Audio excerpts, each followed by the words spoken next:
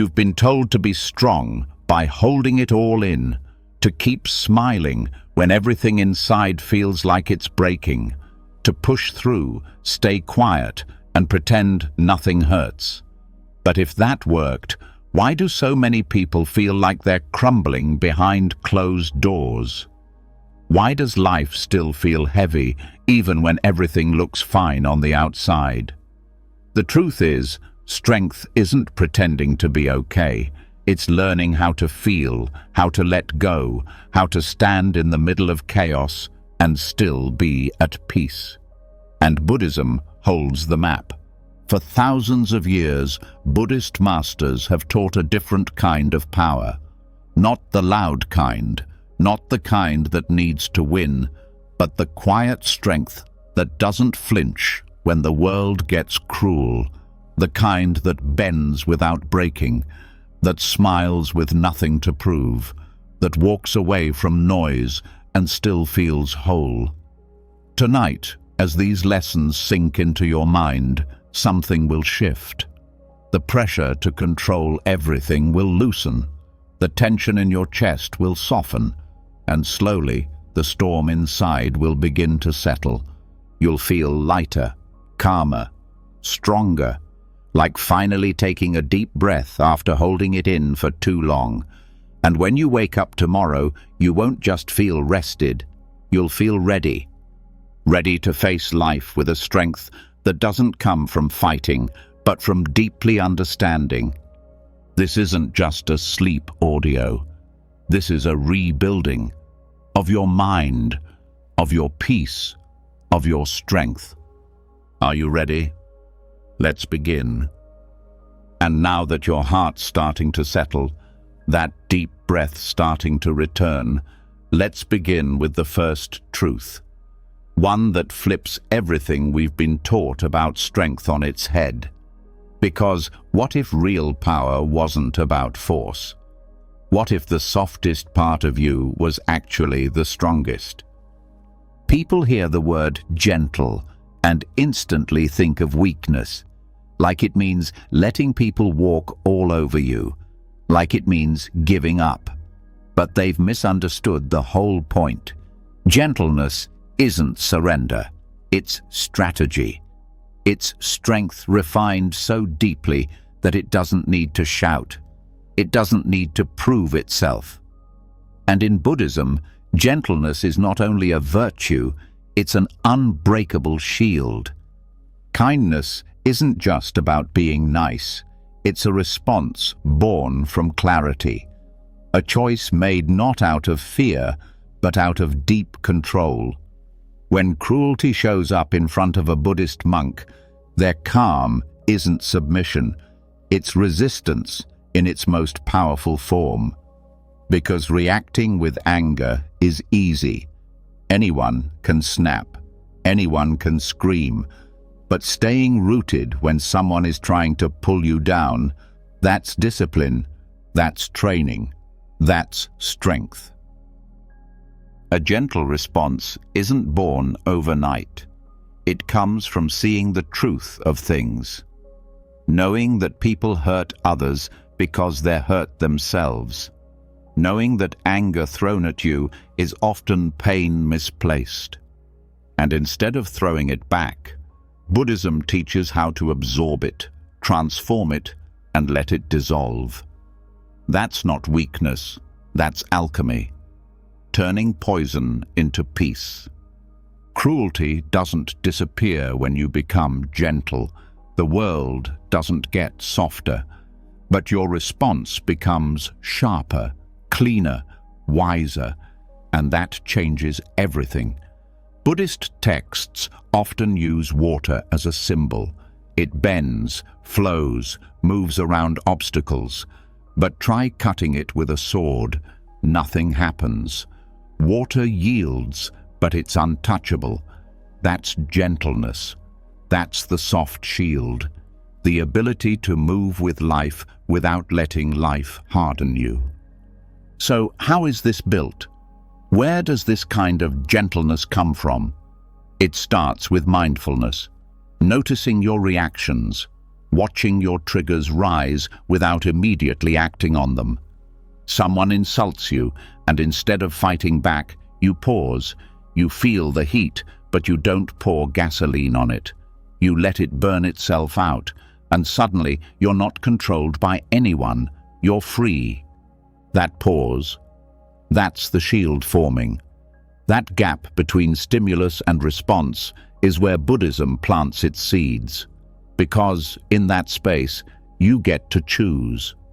Do you repeat the same angry patterns that keep hurting you? Or do you respond from something deeper, something still, something strong? Every time you choose stillness over reaction, the shield gets stronger. And one day, things that once ruined your day will barely move your peace. Compassion is also part of the shield, not the soft, fluffy kind that says, "It's okay" to everything, but the razor-sharp kind that sees clearly. That says, "I understand where your pain is coming from, but I don't have to take it on." Buddhist compassion includes boundaries. It's not about fixing everyone or sacrificing yourself. It's about seeing suffering and not adding to it. Sometimes that means saying no. Sometimes it means walking away without anger. That's real power, when you can walk away from fire without carrying the smoke with you. And here's where it gets deep. Buddhist gentleness trains the nervous system. When you meet aggression with calm, your body learns safety. Your mind stops reacting like it's in a war zone. Over time, you don't just act peaceful, you feel peaceful, even in chaos, even in heartbreak, even in rejection, because you've trained your system not to collapse every time life gets loud. Think about it. How many times have people tried to push your buttons just to see if they could get a rise out of you? And how often have they succeeded? That's not strength. That's vulnerability in disguise. But when those same people realize they can't shake you, when their insults bounce off and disappear into your silence, that's when the real transformation begins. And it's not just about what they see, it's about what you feel, because not reacting saves energy, it saves clarity, and it leaves you standing when everyone else is exhausted from the fight. The Buddha didn't teach people to be tough, he taught them to be free. And freedom doesn't come from dominating others, it comes from mastering yourself. That's why Buddhist strength is quiet. It's not on display. It doesn't beg for approval. It doesn't need applause. It's strong in its stillness. And when tested, it doesn't crack. It absorbs. It watches. It learns. Then it responds, not with force, but with precision. Even when people attack with words, the Buddhist path teaches, don't take it in. One sutta tells the story of someone insulting the Buddha to his face, and instead of reacting, the Buddha asks, if someone offers you a gift and you don't take it, to whom does it belong? The answer is clear. Insults are gifts you don't have to accept. When you leave them untouched, they return to the sender. That's not weakness. That's elegance. That's grace. That's the soft shield in action. And this doesn't mean you let injustice win. It means you don't let injustice turn you into the thing you're standing against. You fight it differently, not with anger, but with clarity, not with hate, but with steady courage. Buddhism never says stay silent when people suffer, but it teaches that your fight must come from wisdom, not woundedness. That's how your shield doesn't just protect you, it protects others too. The deeper teaching here is about energy. Anger is draining. Retaliation is heavy. Carrying resentment is like wearing armor made of stone. But gentleness is light. It doesn't hold grudges. It doesn't keep score, and yet it endures. Gentleness has stamina. It keeps you moving when others are stuck in their battles. It lets you flow forward while they're still fighting ghosts in their minds. And here's the paradox. The more gentle you become, the more people respect you. Not because you demand it, but because they can feel your centeredness. It's magnetic. They know they can't manipulate you. They know their chaos can't reach you. And that kind of presence? It changes rooms. It shifts conversations. It transforms relationships without ever needing to raise your voice. One of the most powerful Zen sayings is, "The bamboo bends in the wind, but does not break." That's the whole path. You don't resist life. You adapt. You stay rooted but flexible. And in doing so, you become unbreakable. Because true strength isn't about being rigid. It's about knowing when to stand still and when to move, when to speak and when to stay silent, when to hold on and when to let go. People think of gentleness as passive, but Buddhist gentleness is deeply active. It watches every moment. It listens carefully. It moves with wisdom. It chooses its words. It decides not to let the world write its story.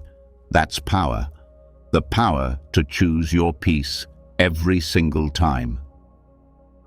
There's also something sacred about the quiet power of metta, loving kindness.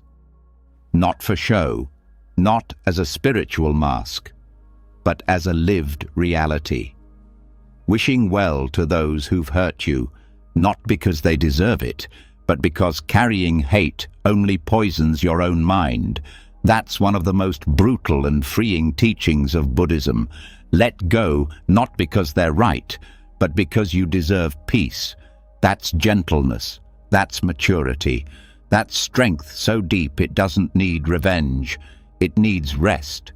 And when you live like this, something strange starts to happen.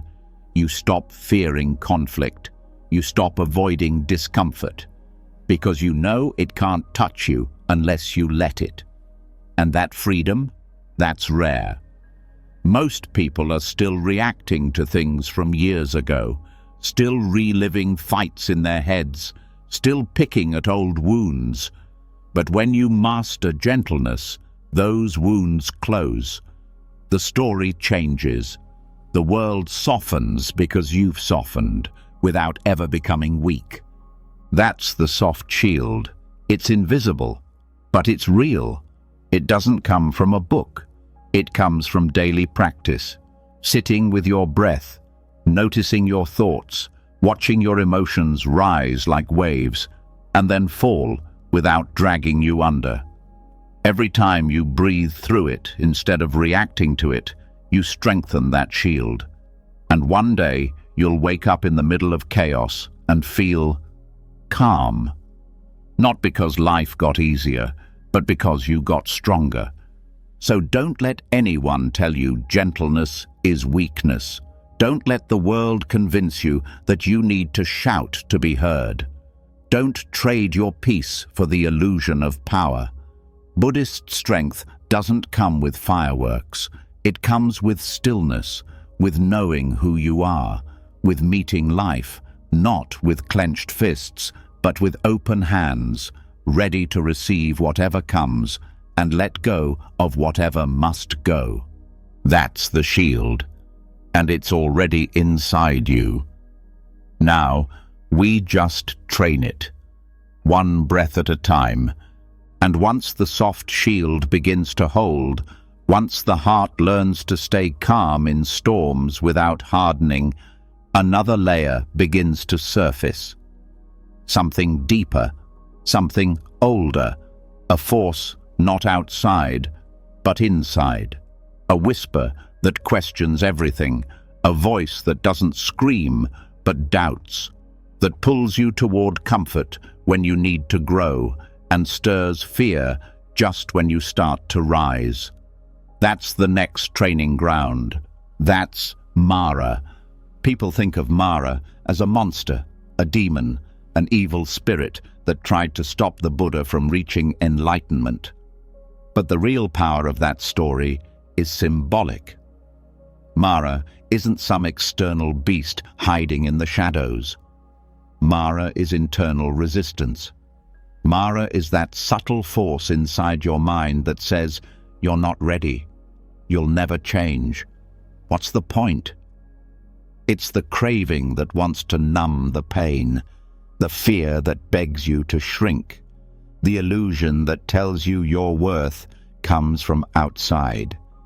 This is where the real strength begins to form, not in silence or stillness, but in staring Mara in the face and not flinching, not running, not distracting, but seeing clearly.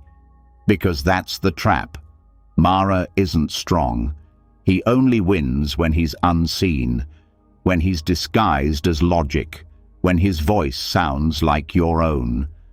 The second you expose him, the illusion weakens. The mind begins to clear. When the Buddha sat under the Bodhi tree, Mara didn't come with fire or weapons. He came with pleasure, doubt, and fear.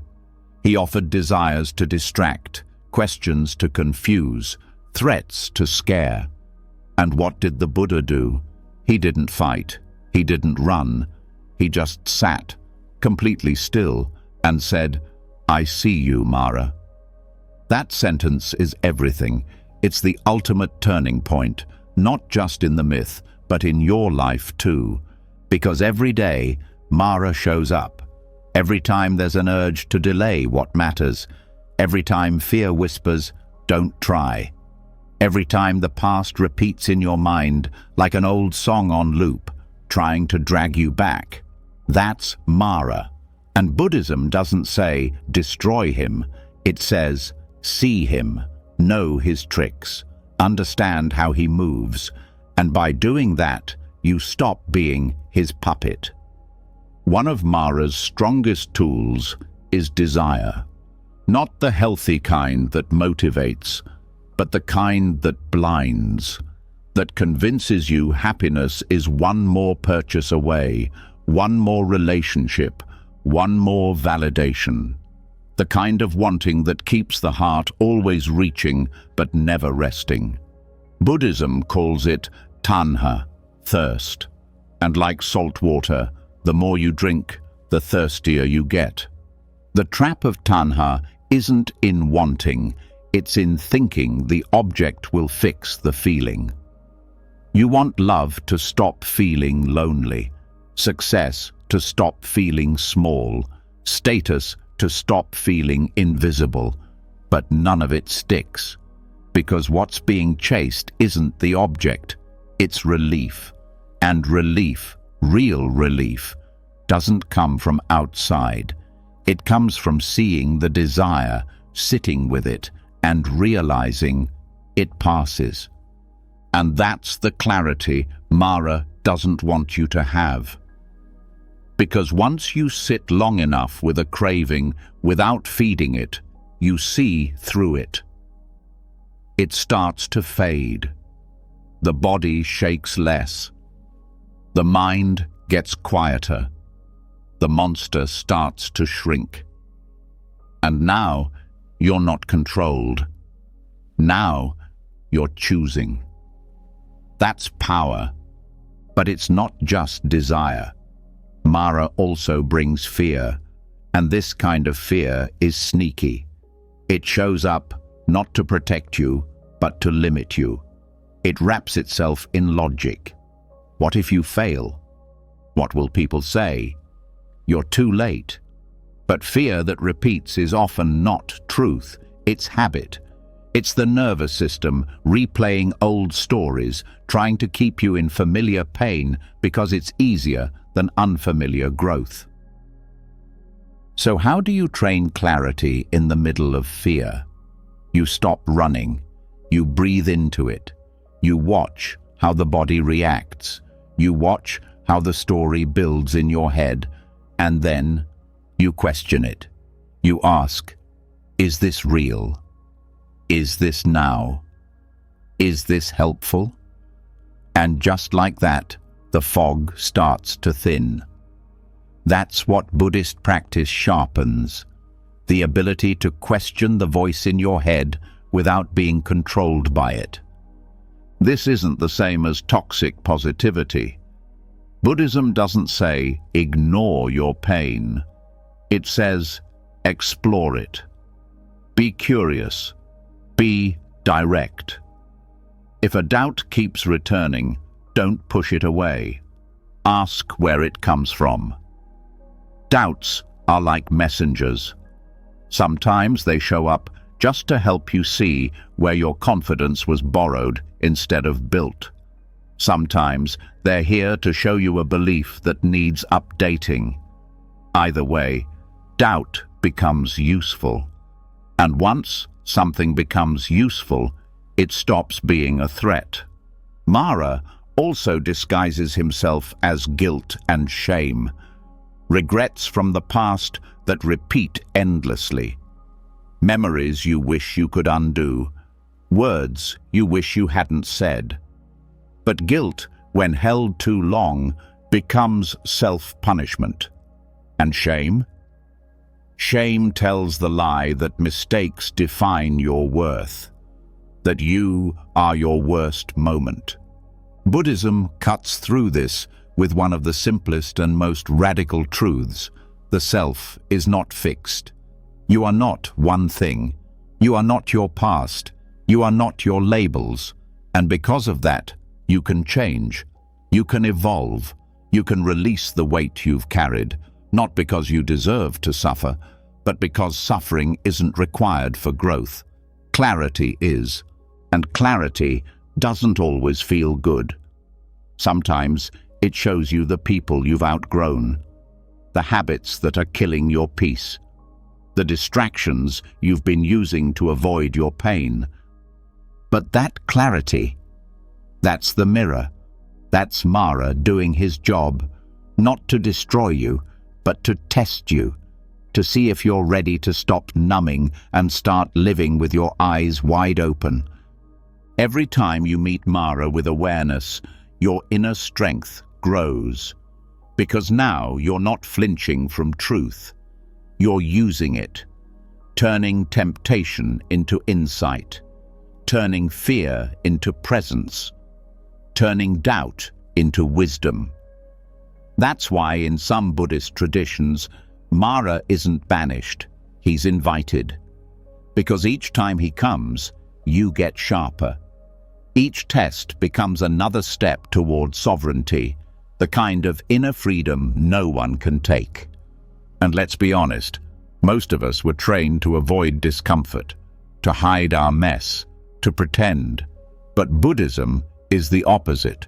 It teaches radical honesty, not to shame yourself, but to meet yourself fully, without judgment, without panic. And in doing that, something opens. The need to chase fades.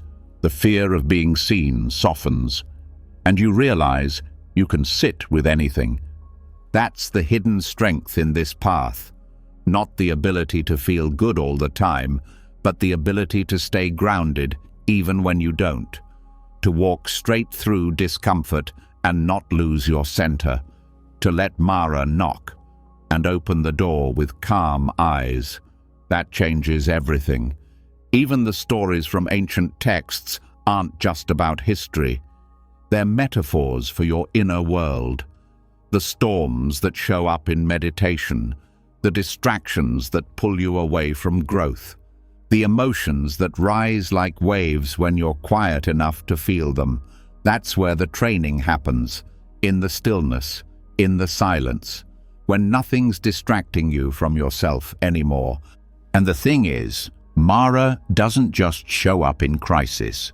He shows up when you're about to rise, right before you make a decision to grow, right before you commit to peace. That's when resistance hits hardest. Not because you're weak, but because you're close. And Mara's job is to make sure you're serious. So the next time that inner voice starts doubting, ask, is this truth or resistance? Is this fear or feedback? Because clarity means seeing the difference. And once you do, the doubt starts to dissolve, the fear loses its grip, the temptation passes through like wind, not walls, and in its place, stillness returns, clean, steady, untouchable. That's the paradox Mara never wants you to realize. He shows up loud, but he has no power unless you feed him. And when you stop feeding him, when you stop reacting, he has no choice but to leave. Not because you destroyed him, but because you no longer need him. He served his purpose. He showed you where your strength was hiding. So, don't fear Mara. Study him. Learn how he moves. See where he hides, because every time he appears, it's a mirror. And the more you look into that mirror without flinching, the clearer your path becomes. This is where sovereignty begins, not in control, but in awareness, not in having all the answers, but in asking better questions, not in fighting fear, but in walking beside it until it tires out and fades. This is where the noise ends, and the path begins. And once Mara is seen clearly, once his tricks start to fade and his illusions lose their grip, another kind of challenge begins to reveal itself. A quieter one, less dramatic, but even more dangerous. It's the part that doesn't show up as fear, but as flattery, not as shame, but as approval. And if the mind isn't trained, it starts dancing for praise and hiding from blame, forgetting who it really is underneath all the noise. This is where the next battle is fought, not with demons, but with desire for validation. There's a kind of shame that most people never talk about, not the shame of doing something wrong, but the shame of being disliked, the discomfort of being misunderstood, the ache that shows up when applause doesn't come, and on the flip side, the rush of pride when someone approves, when someone compliments, when someone notices. That little high, that little hit, and then the craving for more. This is where Buddhism offers one of its most radical teachings, that freedom isn't just about escaping suffering, it's about escaping dependence on praise, on blame, on reputation, on being seen as good or bad, right or wrong, better or worse. The Buddha called these the 8 worldly winds: pleasure and pain, gain and loss, praise and blame, fame and disrepute. And the teaching is simple. If your peace rises and falls with any of them, you're still in chains. The goal isn't to stop feeling. It's to stop being moved like a puppet every time someone claps or criticizes. Because if your sense of worth comes from what others say, it can be taken from you in a single sentence. That's not stability. That's slavery to opinion. And Buddhism says, step out. But how? How do you stop caring when it feels so personal? The answer is in what's called noble shame, a kind of inner compass that doesn't need the outside world to tell it what's right or wrong. It's the opposite of social shame, which comes from fearing what others think. Noble shame is private. It comes from knowing what aligns with your truth and refusing to betray that, no matter what the crowd says. This is where real power begins to grow. Because once you stop chasing approval, your actions become cleaner. You're not trying to look kind. You are kind, even when no one sees it. You're not trying to look wise. You stay silent even when speaking could make you look smart. You don't jump at every chance to defend yourself because your peace isn't on trial. This doesn't mean you become cold. It means you become rooted. A tree doesn't move just because the wind changes direction, and people's opinions are wind, always shifting, always unstable. One day they'll praise you, the next they'll forget you, or blame you, or misunderstand you. If your identity is built on their words, it collapses the moment they stop clapping. That's why detachment is strength, not numbness, not indifference, but clarity. The clarity to know who you are when no one's looking. The clarity to keep doing what's right, even when it's unrecognized. The clarity to let go of the need to be impressive. And here's the deep part. Praise can be more dangerous than blame, because blame makes you question yourself, which can lead to growth. But praise can inflate the ego without you even realizing it. It can turn good intentions into performances. It can make you addicted to being liked, even at the cost of your peace. Buddhism trains the mind to see this, to notice how praise makes the body lean forward, makes the voice get louder, makes the smile stretch just a little too wide. It teaches you to feel that reaction and then pause. Not to reject the compliment, but to see it for what it is, a sound, a wind, temporary, and not yours to carry. Criticism, too, becomes neutral. You start to see how blame is often more about the speaker than the subject. Someone lashes out, and instead of absorbing it, you ask, is this true? Is this helpful? Is this mine? And if not, you let it go. Just like the Buddha said to insults, if you don't take the gift, it stays with the giver.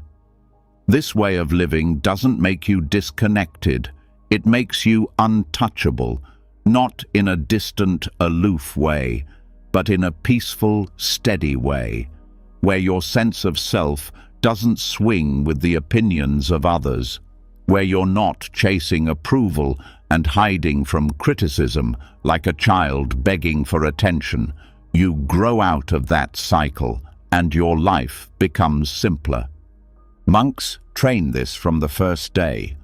When they shave their heads, it's not just about humility, it's about letting go of identity built on looks. When they wear the same robes every day, it's not to impress, it's to erase the need to impress. When they go barefoot with a bowl, it's not because they lack, it's because they want to unlearn the idea that status equals worth. This is where the discipline begins. Every time someone compliments you and you don't let it inflate you, you gain freedom. Every time someone criticizes you and you don't collapse, you gain strength. The mind becomes less reactive. The heart becomes less needy. And suddenly, you're not walking around hoping to be liked. You're walking with purpose, rooted in what matters. That's why noble shame matters. It keeps you honest. It's the voice that says, stay true, not because someone is watching, but because you are. And that's the difference between a life built on show and a life built on depth. And here's the twist. When you stop needing praise, people trust you more. They feel your calm. They feel your presence because you're not performing. You're not chasing approval with every word. You're just being. And that's rare. That's magnetic. That's real. Even in speech, Buddhism teaches to avoid exaggeration, not because it's wrong to express yourself, but because inflating truth is a sign of seeking reaction. If you always need your words to land with impact, you're still dancing for applause. But when you speak simply, clearly, without trying to impress, that's when truth cuts through. That's when people listen, not because you shout, but because you're quiet. There's a sutta where a monk is praised by a king and the monk responds with silence. Later, he's blamed by a rival, and again, silence. Someone asks him why, and he says, "Praise and blame are like echoes in a canyon. They are not me." That's the teaching, to hear the echo, but not become it.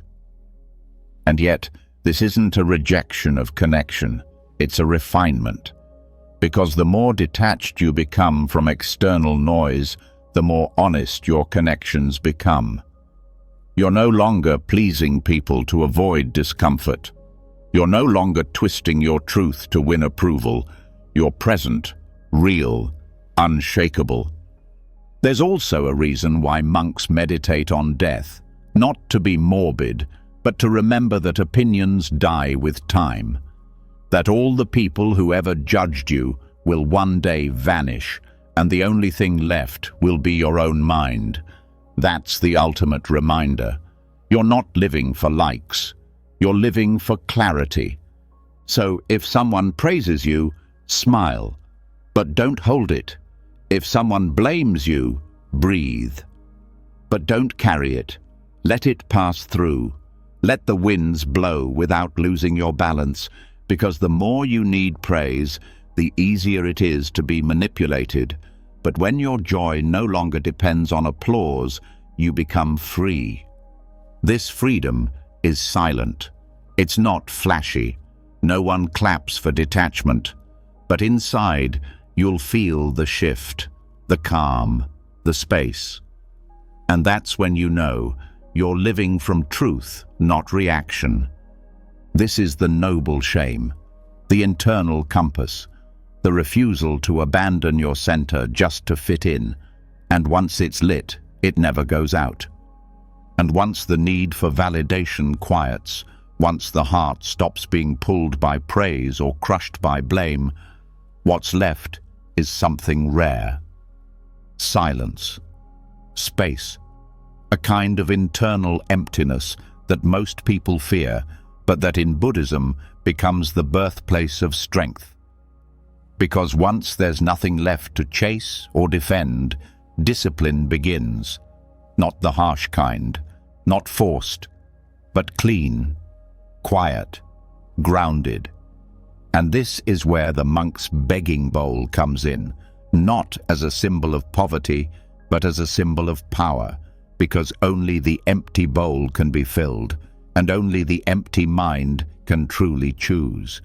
The bowl the monk carries isn't just for food. It's a tool for training the mind, to hold nothing, to expect nothing, and to receive everything with presence. The world moves fast. There's noise from every angle, tasks, opinions, goals, cravings. The mind gets stuffed like an overflowing cabinet, full of what it doesn't need. And when the time comes to find clarity, there's no room left. No space to think, no space to see. But the monk's bowl teaches a different rhythm. One of waiting, one of accepting, one of choosing simplicity, not because there's no other option, but because there is, and you walk away from it. That's where discipline begins. Not in strict rules or punishment, but in space. When you make space, you see your habits clearly. You notice the urge to fill every moment with stimulation. You notice the craving to keep scrolling, keep talking, keep planning. But in Buddhism, silence is not emptiness. It's awareness. It's the place where real transformation happens. And that's why the bowl is kept empty, because its power isn't in what it holds, but in what it's ready for. This isn't just metaphor, it's mental training. Every time you create space instead of filling it, you're practicing discipline. Saying no to excess food, excess talk, excess planning. It's not about deprivation, it's about precision, knowing what you need and letting go of the rest. That's the sharp edge of the practice, not adding more, but removing what's in the way. The empty bowl also breaks the illusion of control. When the monk walks through the village, they don't demand. They wait. They receive. And in doing that, they let go of the idea that life must always bend to their will. That's a deep strength most people never touch, because the modern mind wants to control everything, outcomes, people, reputation. But control breeds anxiety. Emptiness breeds trust. Trust that life will give what is needed, not what is wanted. Trust that nothing added is better than something forced. And trust that stillness can hold more truth than endless noise. This is the discipline that builds resilience. Because when you stop needing the next thing to feel full, you're no longer vulnerable to what's taken away. In chaos, the one who needs less is always stronger, not because they've given up, but because they've stripped away what weakens. The empty bowl doesn't resist the world. It moves through it lightly. It's carried without heaviness. That's the training. You don't need to force your life into shape. You need to stop filling every crack with distraction. Then the shape reveals itself. Mental clarity is born here. Because once you stop pouring every thought into action, once you let your mind rest, it starts to show you what matters. The noise clears, the fog lifts. You begin to notice what's really going on, not just in the world, but inside. The patterns, the cycles, the habits that sneak in and repeat when you're not watching. The empty bowl is what catches those without judging them, without grabbing them. It just holds space. This kind of discipline isn't about suffering. It's about sharpening. Sharpening the mind to feel more, not less. Sharpening awareness to catch thoughts before they spiral. Sharpening speech to say less, but mean more. In Buddhism, restraint isn't about fear. It's about strength. The strength to stop before habit takes over. The strength to breathe instead of react. The strength to stay light in a world that wants to weigh you down with everything. And the bowl keeps teaching. It reminds the monk every day to return to basics. No matter what wisdom is gained, no matter what insights arise, the bowl must still be cleaned, carried, and emptied. That's humility. That's the daily reminder. Nothing is owed, nothing is permanent, and the mind must remain open to receive the present moment as it is, not as it was planned to be. This is why Buddhist temples are often so simple. The walls are bare, the robes are plain, the rituals are quiet, because it's not about what you add, it's about what you clear away. Complexity is not depth, simplicity is. And in simplicity, the mind becomes disciplined not through pressure, but through space. That's the core teaching. Don't just do less, need less, want less, attach less. And in that detachment, you find a peace no possession can buy. Even in speech, the empty bowl shows up. Speaking less doesn't mean thinking less. It means thinking deeper, watching your words, pausing before you respond, letting silence do its work. That's where power begins to grow, because a person who can sit in silence without needing to fill it is a person who cannot be manipulated, cannot be rushed, cannot be pushed into reacting. And that kind of presence is discipline, because it doesn't come naturally. It comes from practice. The body trains this too. Buddhist monks eat 1 or 2 small meals a day, not because of a rule, but because they've studied what the body really needs. And in that study, they've found clarity, because too much food fogs the mind. Too much stimulation numbs the senses. And when the body is overloaded, the mind has to work twice as hard to stay clear. So they keep it light, they keep it lean, and in that simplicity, energy returns. The same goes for possessions. The bowl holds what is needed, not what is desired. And so the monk doesn't carry bags of belongings. There's no need. Every item is intentional. Every tool is used. And this teaches the mind to let go of attachment to things that only clutter the space where presence should be. That's discipline, not just choosing what to carry, but what not to. And then there's time. The empty bowl teaches time too. Because when you stop filling your life with unnecessary tasks and distractions, time stretches. The day slows. You begin to see where your attention is leaking, where your energy is being wasted, and you pull it back. That's how the disciplined life isn't exhausting. It's efficient. It's focused. It knows what to do and when to stop. The world around you won't understand this at first. They'll see emptiness as lack, stillness as laziness. But over time, they'll feel the shift. You'll walk differently, speak differently. Your presence will feel grounded, uncluttered, awake. And people will start to notice, not because you're loud, but because your energy is clean. That's what the bowl does. It purifies your actions, your intentions, your mind. And when hardship comes, and it always does, the empty bowl holds space for it. There's no panic, no scrambling to fix, just presence, just breath, just room. And that room is where peace can land, even when life hurts, even when things fall apart. Because the one who has space doesn't break.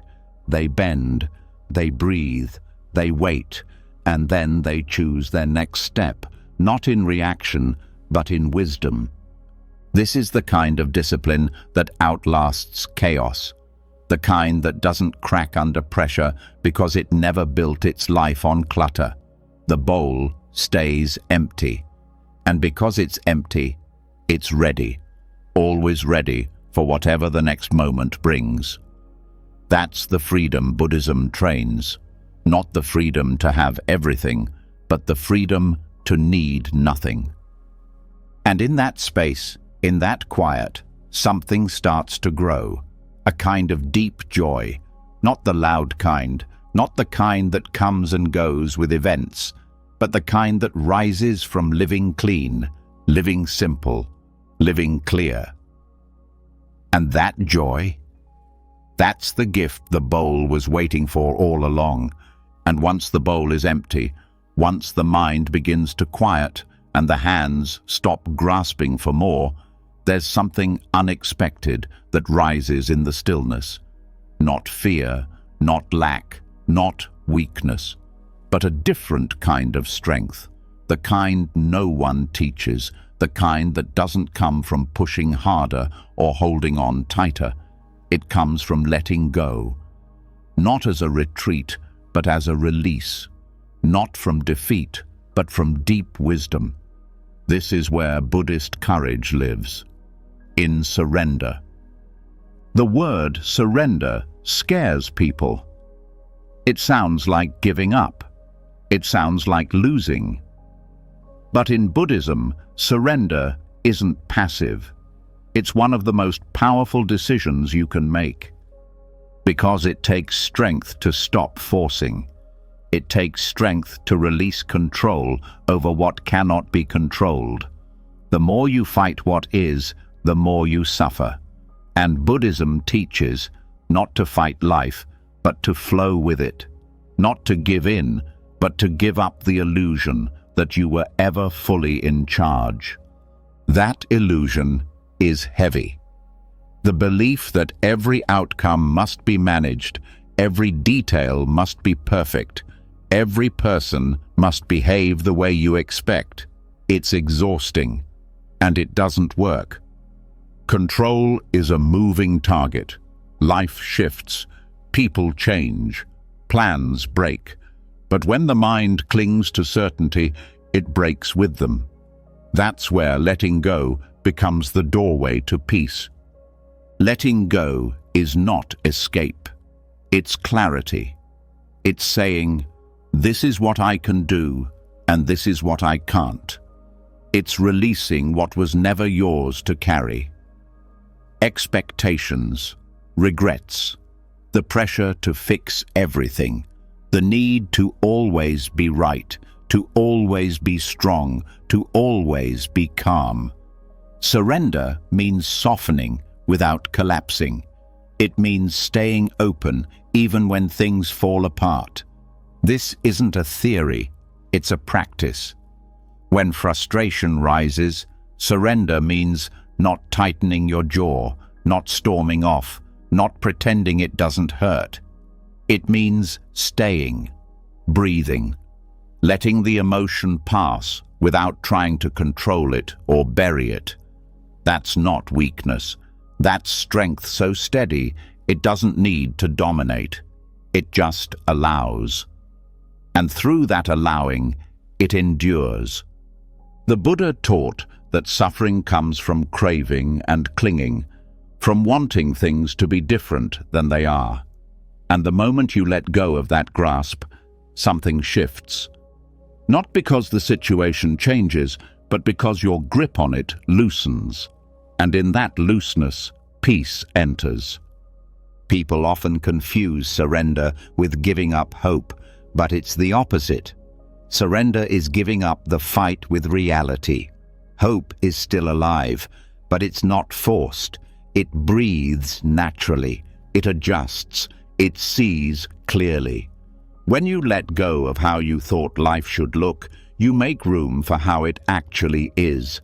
And in that room, unexpected beauty shows up. You start noticing things again, the small ones, the quiet ones, the ones you missed while you were too busy trying to make everything perfect. And sometimes, surrender is the only path through pain. There are losses that can't be fixed, endings that can't be reversed, people who won't come back. Trying to hold on only prolongs the suffering. Buddhism doesn't ask you to forget. It asks you to accept, to grieve fully, to feel deeply, and then to let the moment go when it's ready to leave. That's where resilience is born, not in resisting the storm, but in standing through it without collapsing. This kind of strength is quiet. No one applauds you for it. No one sees the courage it takes to wake up every day with a heart that's been broken and still let it open again. No one sees the restraint it takes to stop yourself from fixing what isn't yours to fix. But inside, you feel it. That calm, that space, that clarity. That's the reward of surrender. Not applause, but peace. Even in relationships, surrender changes everything. When you stop needing others to behave a certain way to feel okay, you become free. You can love without control. You can support without attachment.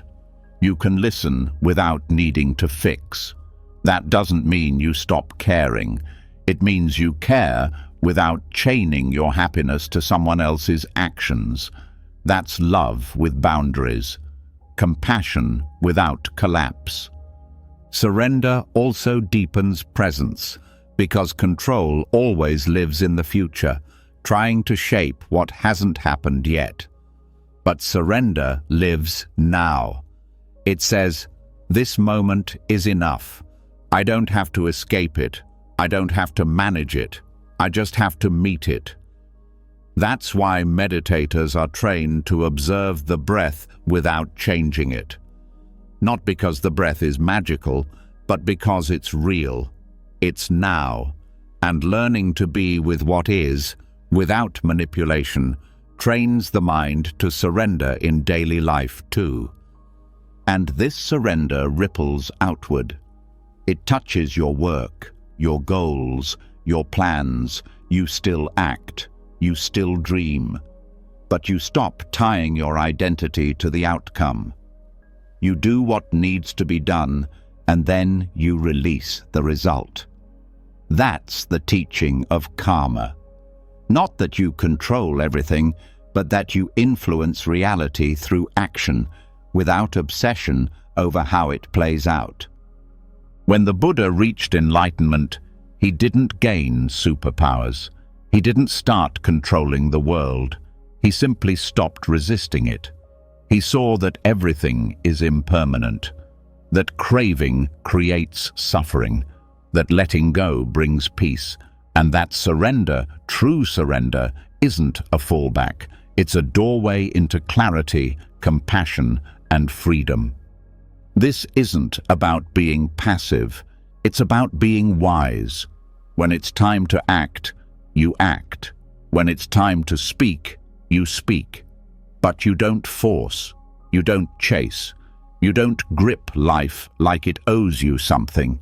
You flow with it. And in that flow, your power is revealed. A kind of power that doesn't burn out. Because it's not trying to hold the whole world together.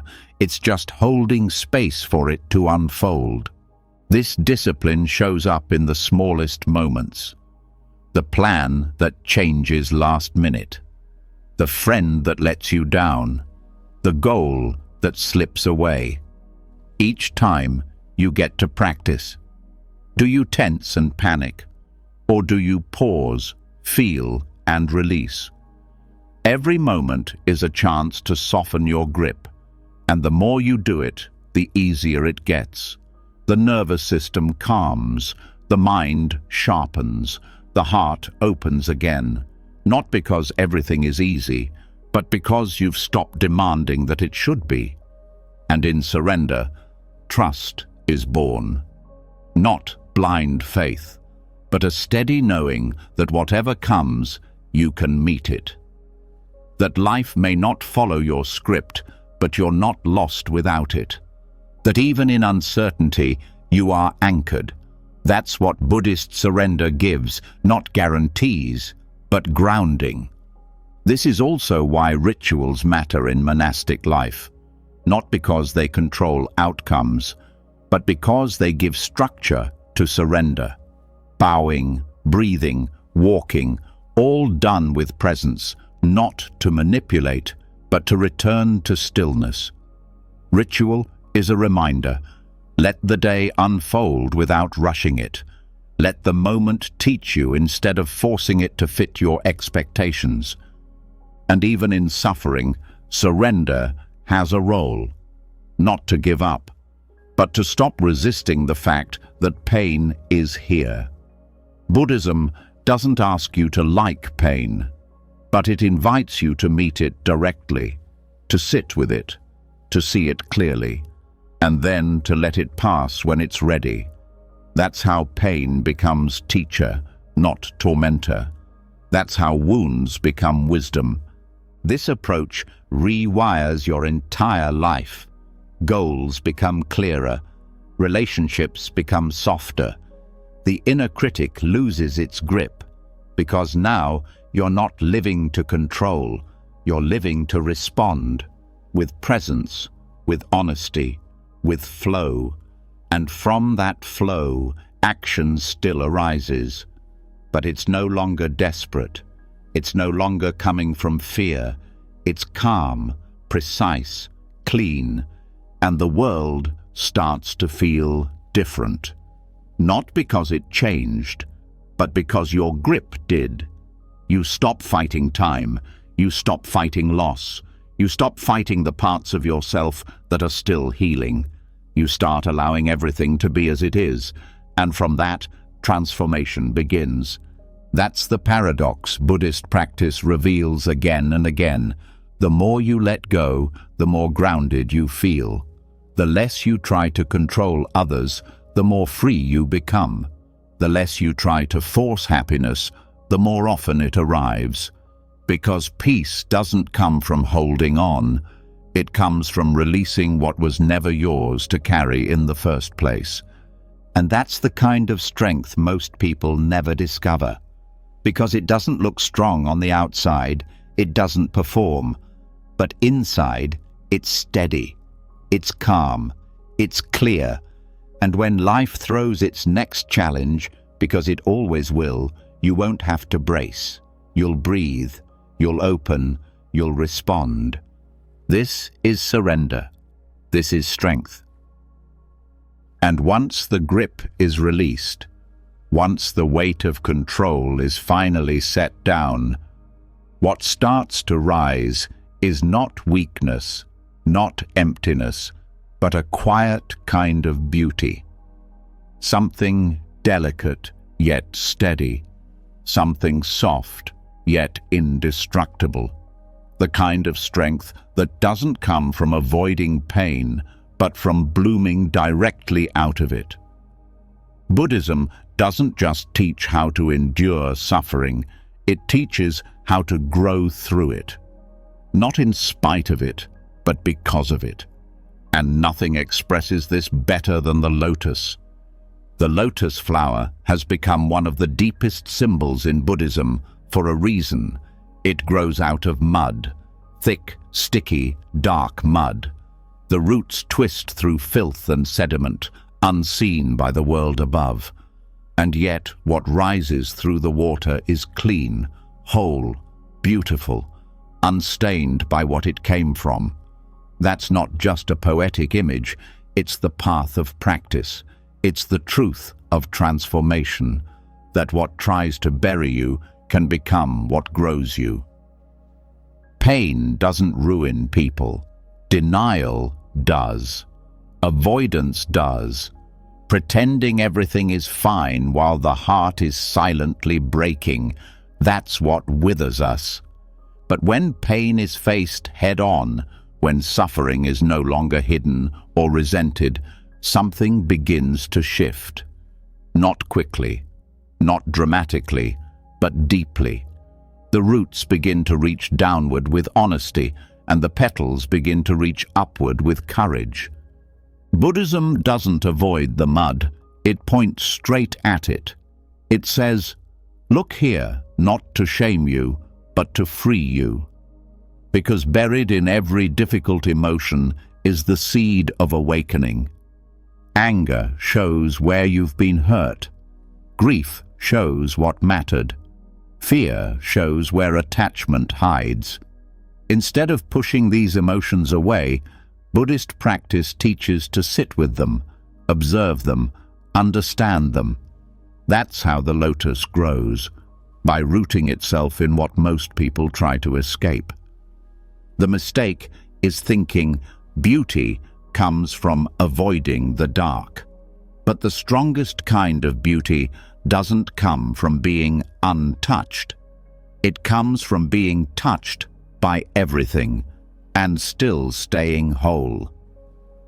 The lotus isn't pure because it floated above the mud. It's pure because it rose through it without losing its nature. That's what real strength looks like. Not polished, not perfect, but real. When suffering hits, the mind wants to either numb it or dramatize it. We either try to run from the feeling, distract ourselves, bury it in work, food, noise, or we let it define us, turn it into identity, wear it like a badge. Buddhism offers a third way. Feel the suffering fully, but don't cling to it. Acknowledge the mud, but don't sink in it. Let it nourish the roots, but keep growing. This means creating space for your suffering, not shrinking from it and not drowning in it, just holding it like a bowl, with awareness, with breath. This is where meditation becomes a tool of transformation, not to get rid of the pain, but to give it room to speak. And in that listening, clarity begins. You start to see the layers, the story, the beliefs wrapped around the pain, and slowly they begin to fall away. It also means letting go of the idea that healing should be fast or linear. The lotus doesn't rush. It doesn't force itself to bloom. It trusts the process, one breath at a time, 1 inch at a time. And that's how the most unshakable inner strength is built, not in leaps, but in the quiet decision to keep rising, even when it's hard. Some people think strength is the ability to stay untouched, but Buddhist strength is the ability to feel everything and still not be destroyed by it. To be fully human, raw, sensitive, open, and still walk forward, still care, still love, still rise. And there's something else the lotus teaches. Nothing has to look perfect for it to be sacred. The mud isn't a mistake. The wounds aren't flaws. They're part of the growth. They're part of the path. Buddhism doesn't promise to erase your suffering. It offers something more powerful, the tools to turn it into wisdom, into presence, into beauty that isn't shallow or performative, but earned through truth. Even tears become part of the water that holds the stem. Even heartbreak becomes the force that cracks open the seed. And when you stop resenting the dark, you begin to see it differently, as compost, as fuel, as the exact material needed for your awakening. But this kind of growth doesn't happen in isolation.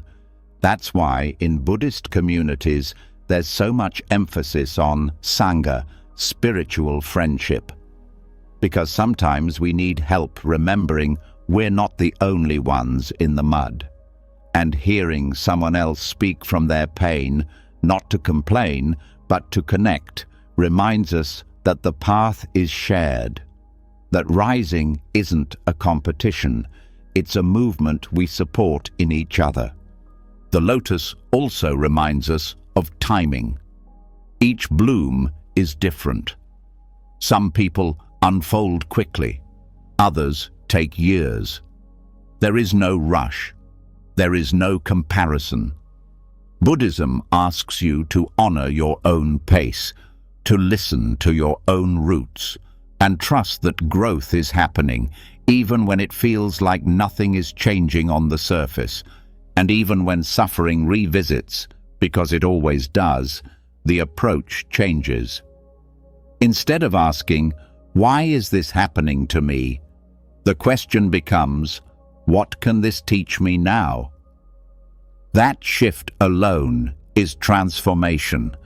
It doesn't take away the pain, but it gives it purpose. It turns the mud into something meaningful, something usable. The lotus is also a reminder that we don't have to be cleaned before we're worthy, that beauty and brokenness are not opposites, that resilience isn't about being untouched, it's about being deeply touched and still returning to peace.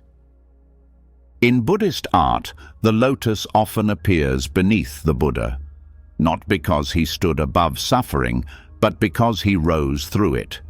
Because his awakening didn't happen in a perfect world, it happened in a painful one, and so does yours. Each time you breathe into the ache instead of numbing it, each time you pause before reacting to your pain, each time you offer yourself kindness in the middle of the mess, the lotus grows. Not visibly at first, not dramatically, but deeply, steadily. And one day it rises above the surface, open and calm, not in spite of the mud, but because of it. This is why the lotus matters. This is why suffering doesn't ruin the path. It is the path. Because what breaks the heart also opens it. What challenges the mind also strengthens it. And what hurts today may one day be the root of someone else's healing when they hear your story and realize they can bloom too. So don't resent the mud. Don't rush the process. Stay with it. Listen to it. Let it change you, and know that deep beneath the surface, something beautiful is already growing, something no storm can drown, something no darkness can stop. This is the strength of the inner lotus, and it's already alive in you. And when the lotus finally rises, when beauty begins to open out of the mud, it reveals something even deeper underneath the silence.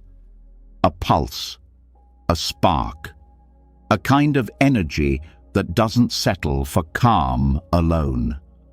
A fire that comes from looking directly at life's harshest truths and refusing to sleepwalk through them anymore. This is the moment everything shifts. Not because life gets better, but because the illusion breaks. And in that breaking, something fierce wakes up. Buddhism calls this awakening samvega. Samvega is not comfort. It's not peace. It's not soft. It's sharp. It's that feeling that rushes in when the truth hits too hard to ignore.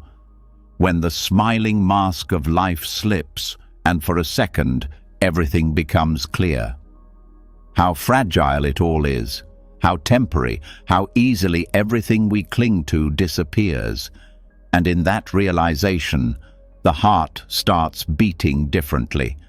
Not in panic, but in clarity. That's the fire of samvega, the existential shock that doesn't burn you down, but burns away the lies. This feeling isn't talked about often because it's uncomfortable. No one wants to admit that they've built their life on routines that mean nothing, that the job, the status, the constant scrolling, the chasing, it might all be a distraction from something much deeper. But samvega brings that into focus. It's the moment when comfort stops being comfortable and becomes suspicious. When the things that used to soothe now seem hollow.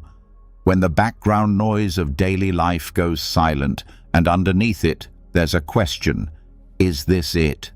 The Buddha himself felt samvega. He lived in luxury, surrounded by pleasure and comfort, and yet it wasn't enough. One day, he saw sickness, aging, death, not just as concepts, but as realities, as futures waiting for all of us. And it broke something open, not into despair, but into urgency. That urgency didn't send him running away. It pulled him into something more honest. He left his comforts, not because he hated them, but because he saw through them. And that seeing became the start of everything. This is the gift of samvega. It wakes you up, not gently, but cleanly. It cuts through distraction and puts you face to face with your own impermanence, your own mind, your own wasted time. And instead of collapsing, something deeper rises, a will to change, a refusal to keep numbing, a hunger for truth that doesn't come from curiosity, but from necessity. And that urgency doesn't mean rushing. It doesn't mean panic. It means presence. Every breath becomes precious. Every moment becomes an opportunity to train the mind. Not because there's time to waste, but because there's finally clarity. The awareness that one day this body will stop breathing. That every conversation could be the last. That every morning is a gift you didn't earn.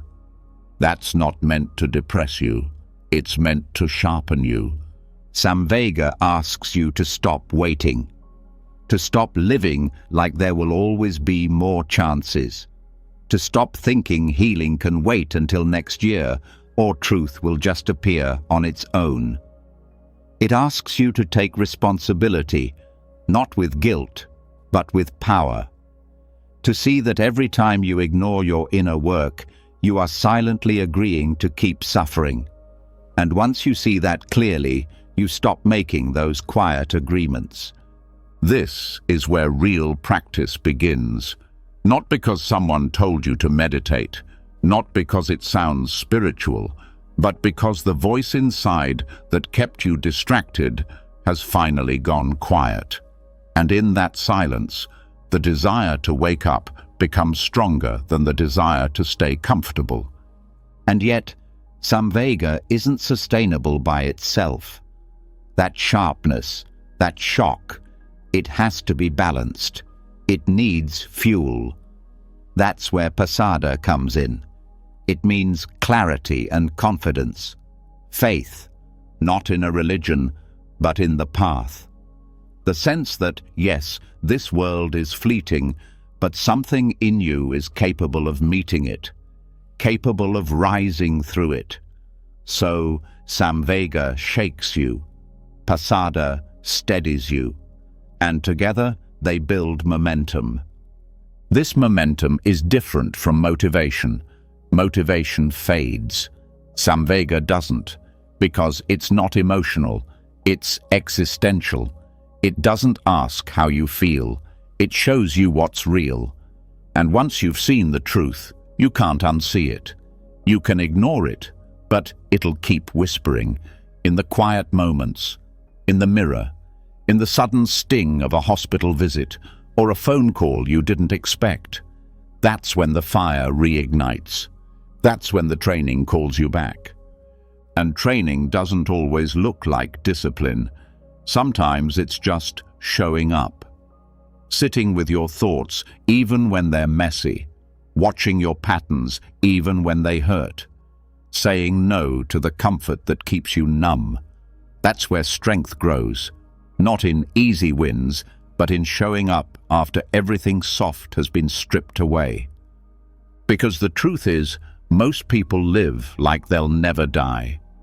Like there's endless time. That illusion is cozy, but it's a trap. Samvega breaks it. Not to scare you, but to free you. To remind you that life is urgent. Not in a stressful way, but in a sacred way. Urgent because it matters. Urgent because you don't get to repeat this day, this version of you, this chance to respond with awareness. And once that urgency is alive, everything changes. You stop complaining about small things. You stop needing the approval that used to anchor you. You stop putting off the changes your soul has been begging for. You stop compromising your peace for distractions that never gave it to you in the first place.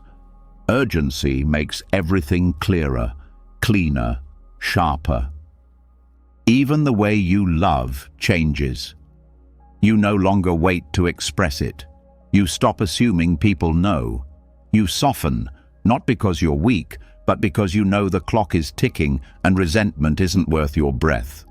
You forgive quicker, not because the past was okay, but because carrying it forward is a waste of sacred time. That's the kind of emotional clarity that only Samvega brings. And when it comes to your practice, your real, personal, internal work, it's no longer something on your to-do list. It becomes the center, the way you start and end your day. Not because someone told you to, but because you know the cost of drifting. The cost of sleeping through life while waiting for some future version of peace. There is no future version. There's only now. And now is when strength is built. Samvega also dismantles arrogance. When you realize that everything you've built, everything you've earned, every structure you've trusted, all of it can fall apart without warning, You start to walk differently. Not scared, just more awake, more grounded. You become less reactive, not because you're passive, but because you know how much energy is wasted on things that don't matter. That's not detachment, that's focus. And that focus isn't rigid, it's alive, it listens, it adjusts. Because Samvega doesn't make you cold, it makes you precise. You become more kind, not less, more present, not aloof, because you start treating time like the sacred currency it is. You start treating your body like the temporary home that it is. You stop needing drama to feel alive and start finding depth in the simplest moments. A walk, a breath, a conversation held with full attention. This urgency is the fuel behind every serious Buddhist practitioner. Not fear, not pressure, but reverence for life's impermanence, reverence for truth, reverence for the fact that while most people are sleepwalking, you have the chance to wake up. And when you know that, how could you go back to pretending? Samvega breaks the spell. It doesn't offer comfort, it offers clarity, and from that clarity, the path becomes non-negotiable. You walk not because it's easy, but because you've seen the alternative, and you can't go back. You can't unknow what you know now. That's the fire, not a fire that destroys, a fire that clears the way. And that fire, that's the beginning of real strength. Strength that doesn't just show up in calm weather, but in storms. Strength that stays awake when others drift back into distraction. Strength that doesn't need perfection, just presence, just truth, just this next breath, taken with full awareness and full intention. This is the fuel for liberation. This is Samvega. And if you feel it, don't run, don't numb it, let it burn. Let it change the way you walk through the world. Let it wake you up, fully, finally, completely. And once Samvega ignites, once that inner fire of urgency begins burning through illusion, there's a new challenge waiting in the ashes. Distraction, not the obvious kind, but the subtle mental spirals that disguise themselves as curiosity. The need to know everything before taking action. The endless loops of what if, why did, and how come. Even in the middle of transformation, the mind searches for escape routes in the form of endless speculation. This is where Buddhist wisdom draws a sharp line, using one of its simplest but most powerful parables, the story of the poison arrow. A man is struck by an arrow. It hurts, he's bleeding, but instead of removing it, he demands answers. Who shot it? What caste was the person from? What kind of bow did they use? What was the string made of? Which direction did it come from? And the Buddha says, if he waits for all those answers before removing the arrow, he'll die. That's the point. We're already in pain. The work is to heal, not to waste time chasing details that don't help us move forward. This parable isn't just a story. It's a mirror for the way the mind works. Pain shows up in life, and instead of meeting it directly, we get tangled in questions that lead nowhere. Why did this happen to me? Why is life unfair? Why do people change? These aren't bad questions, but they become traps when they keep us stuck, when they keep us analyzing instead of acting, thinking instead of healing, guessing instead of growing. Buddhism doesn't tell you to stop asking questions. It teaches you to ask better ones, ones that bring clarity, not confusion. The purpose of the path isn't to solve every mystery. It's to see through what doesn't matter. Because mental freedom doesn't come from knowing all the answers. It comes from knowing which questions are worth your energy. This is where the practice of letting go becomes precision, not passive, not vague, but deliberate. You begin to notice the mental habits that drain focus, the conversations you replay in your head, the theoretical arguments that never lead to peace, the deep dive into endless opinions that leave you more anxious, not more wise. All of it is noise, and the mind clings to it because distraction feels safer than facing discomfort directly. But focus is a kind of strength, the ability to stay with what matters, to let go of side roads and stay on the path, to notice when you're being pulled into the weeds and return to the breath, to the body, to the now. Every time you drop a question that doesn't lead to truth, you build that strength. The poison arrow also speaks to timing. Life is happening now. Pain is present now. Healing starts now. But speculation delays that healing. It's a clever way the ego keeps control. Because if you're always searching for perfect understanding before you take a step, you never have to risk anything. You get to stay frozen, comfortably lost in thought. But comfort is not clarity, and staying stuck in thought doesn't protect you. It keeps you from change. In practice, this means noticing the moment your mind spirals. You begin to ask, is this useful? Is this leading me to peace? Or is it pulling me away from presence? That's the training. Not just sitting still, but thinking clearly. Protecting your attention like something sacred, because it is.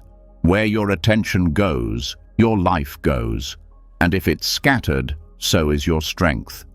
Buddhist teachings return again and again to simplicity. Not because truth is simple, but because distraction is infinite. And when you simplify, you see, you feel, you act, you heal. And all the energy that was being poured into guessing, comparing, overthinking, it gets redirected into awareness, into action, into transformation. Even in relationships, this shows up. Someone hurts you, and instead of feeling the pain and responding with clarity, the mind starts spinning. Why did they do it? What does it mean? Were they ever real? And the arrow stays in, the pain lingers, the story grows, but the healing doesn't begin. The practice is to feel the hurt, not feed the narrative, to move inward, not outward, because the truth you need is rarely out there in someone else's mind. It's already inside, waiting for your attention. And the practice is fierce, because the world rewards speculation.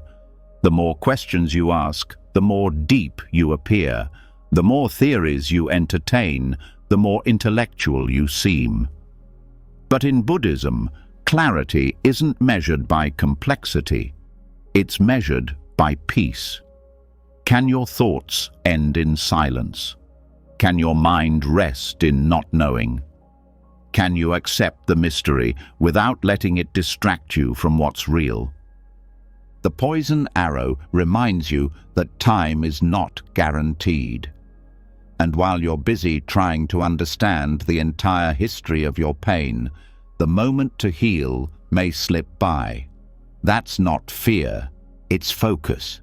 It's the understanding that life is too brief to waste in loops that never end. Wisdom is knowing when to cut the loop and return to stillness. This kind of mental training isn't glamorous.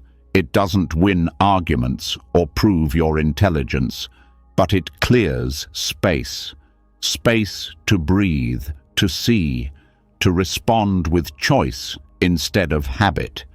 And in that space, the arrow comes out. The wound starts to close. Not because you understood every detail, but because you chose to stop bleeding. And it goes deeper. Letting go of useless questions also builds trust. Trust that you don't need to know everything to be okay. That uncertainty can be lived with. That peace doesn't come from having all the answers. It comes from aligning with what's true now. The Buddha didn't become enlightened by solving riddles. He became enlightened by sitting still with the present moment until illusion broke. This doesn't mean you avoid reflection. It means you know when to stop. When the search stops leading to insight and starts circling into restlessness, and when that line is crossed, you return to the breath, to the body, to the heart. You choose focus over fragmentation. You choose peace over proving something. And here's where strength grows. Because in a world that worships mental stimulation, choosing silence is rebellion. Choosing focus is power. Choosing to drop the 10,000 distractions in favor of one clear step. That's courage, because it's easy to get lost in ideas. It's hard to stay present with reality. But presence is where life happens, and the deeper you drop into it, the more awake you become. This clarity doesn't require force, it requires attention, soft, steady attention, noticing when the mind drifts and guiding it back, not with shame, but with patience, over and over. That's meditation, that's mental discipline, that's how the roots of insight grow, quietly, slowly, through repetition, through refusal to chase what doesn't serve.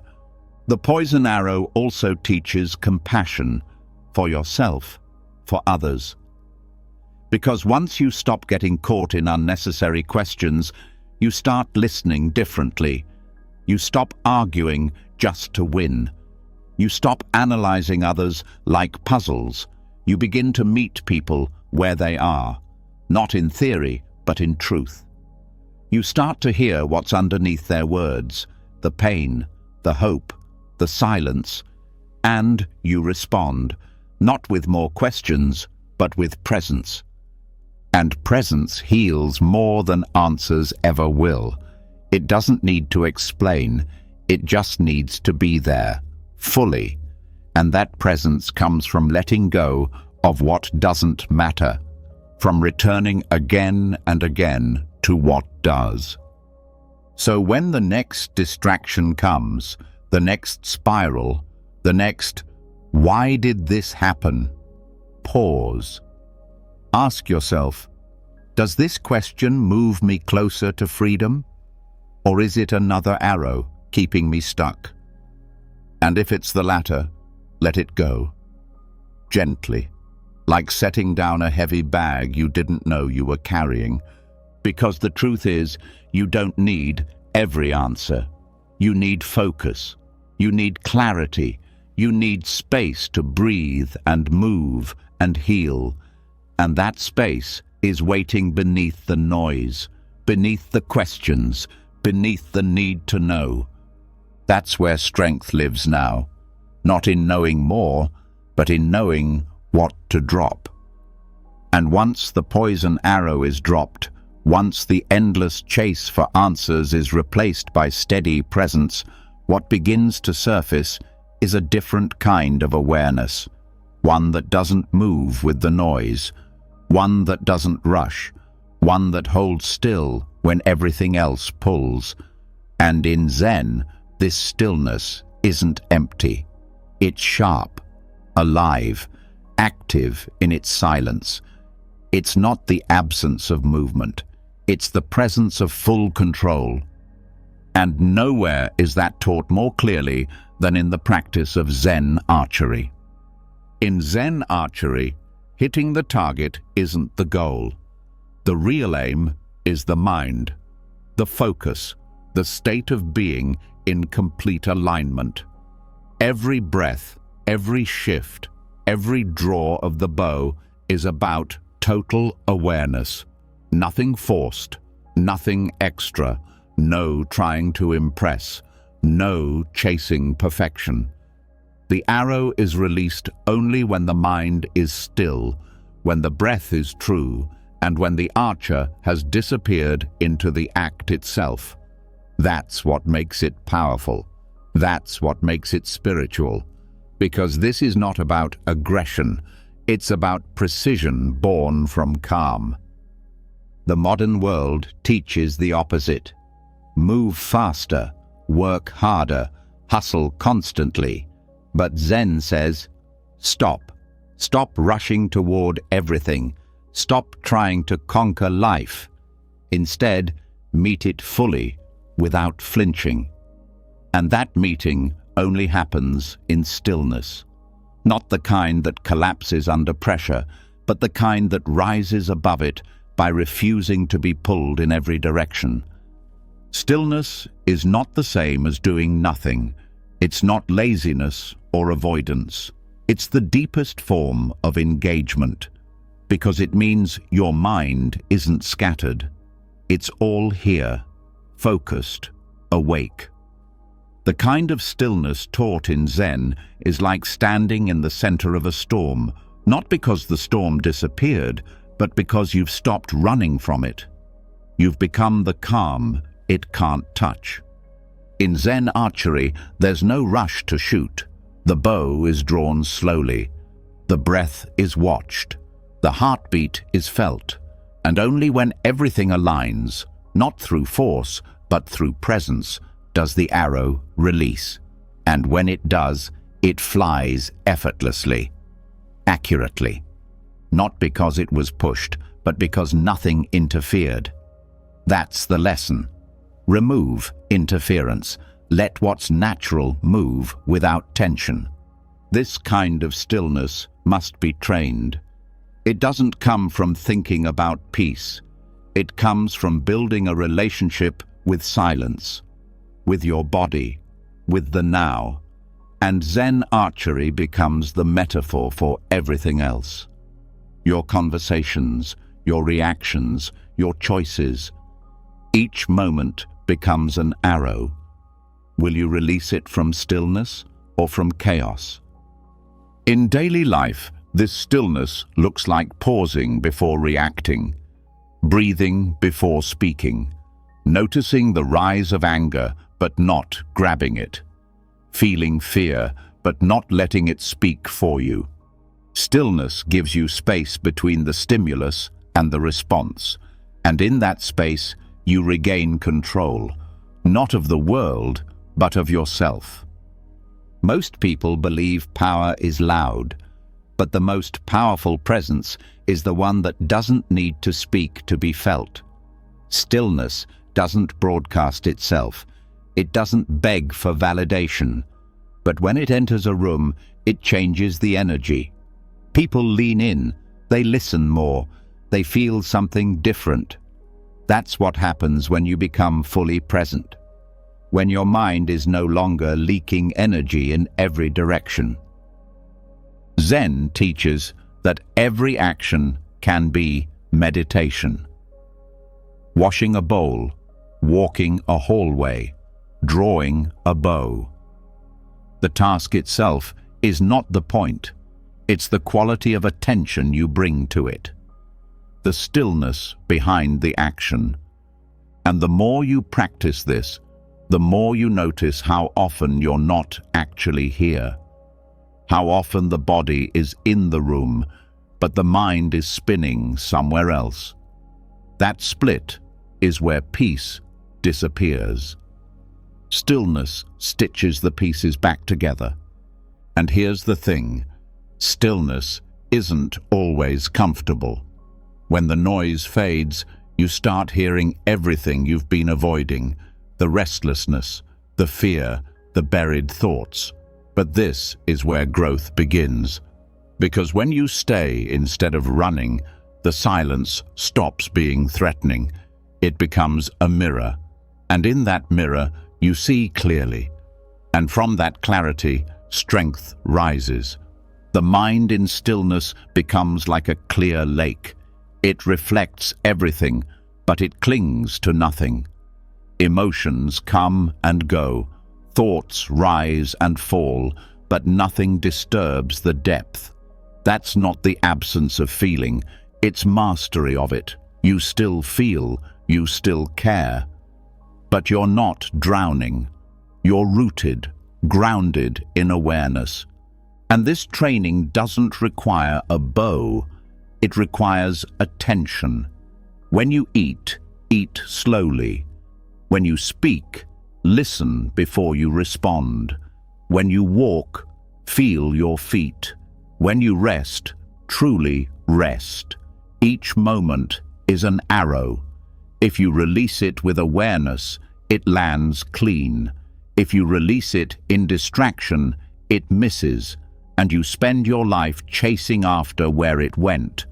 The warrior's stillness also teaches patience, not passivity, but the understanding that rushing weakens precision. Whether it's making a decision, healing a wound, or building a path forward, slowness done with intention outlasts speed done in panic. Zen archery isn't about who shoots first, it's about who shoots with truth. And when the world tests you, when criticism, chaos, or uncertainty shows up, your stillness becomes your shield. Because people can provoke you, but they can't move you unless you allow it. The goal isn't to fight everything. It's to be so centered that there's nothing left to pull. That's strength, not needing to strike, but choosing not to. This also changes the way you interact with others. When your presence is grounded, others feel safer. They trust your silence more than someone else's noise. You start to influence without dominating, lead without demanding, teach without preaching, because stillness speaks louder than performance ever could. And in your own practice, stillness becomes the measure. Not how much you know, not how many books you've read, but how quiet your mind can stay when life shakes the ground. Can you stay present in discomfort? Can you keep your breath steady when things go wrong? That's the work, that's the test. Not in theory, but in real moments.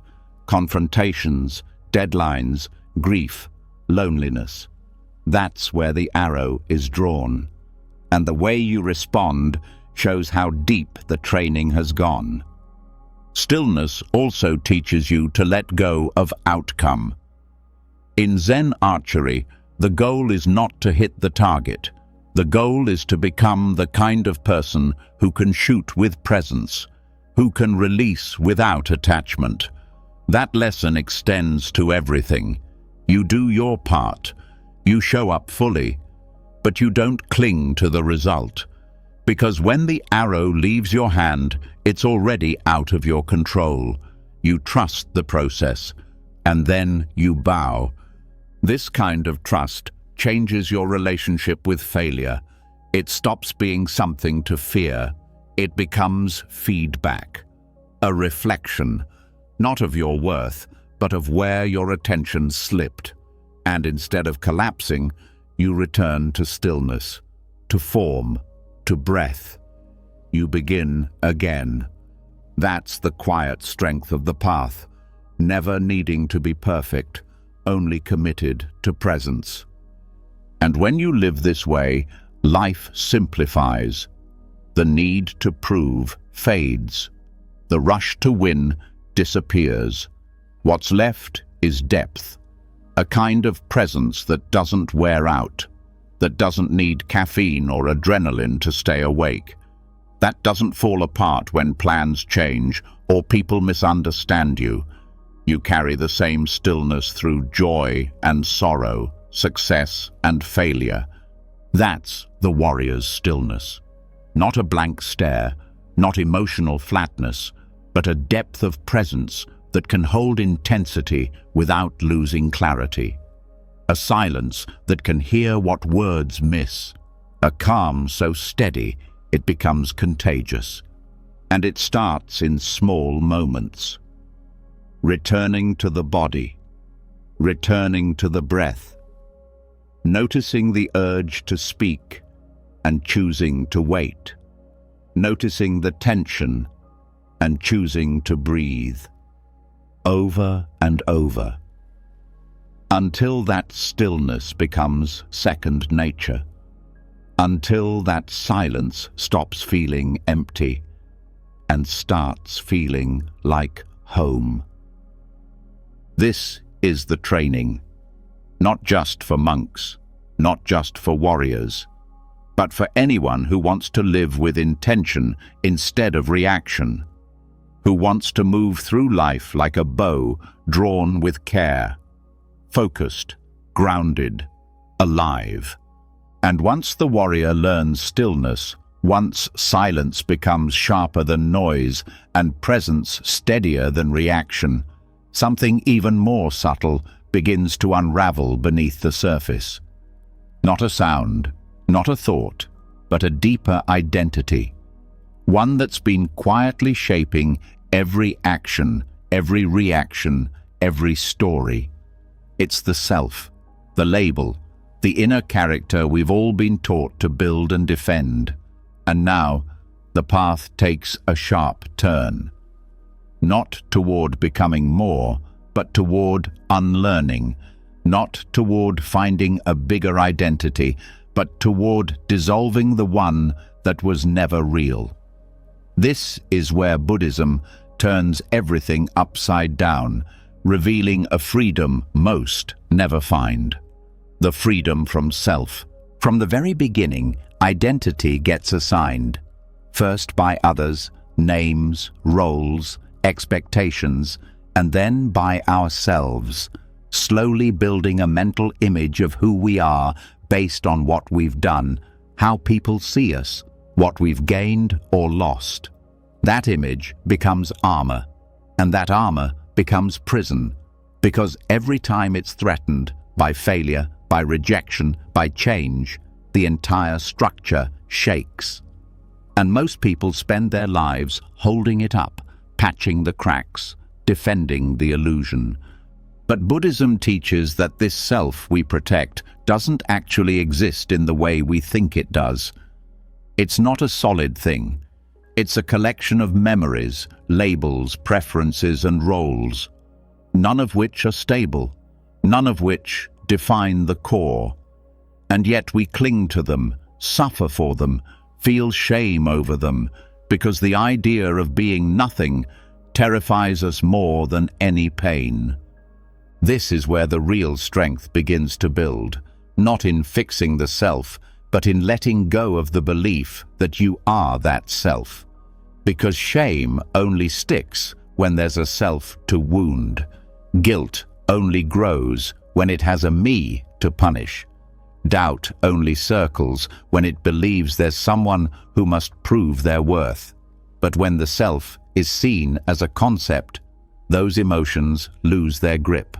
They still arise, but they don't stay. They don't define. This isn't about being emotionless. It's about seeing through the structure of identity that magnifies every emotion into a crisis. When the self is loosened, everything softens. Criticism becomes information. Mistakes become moments.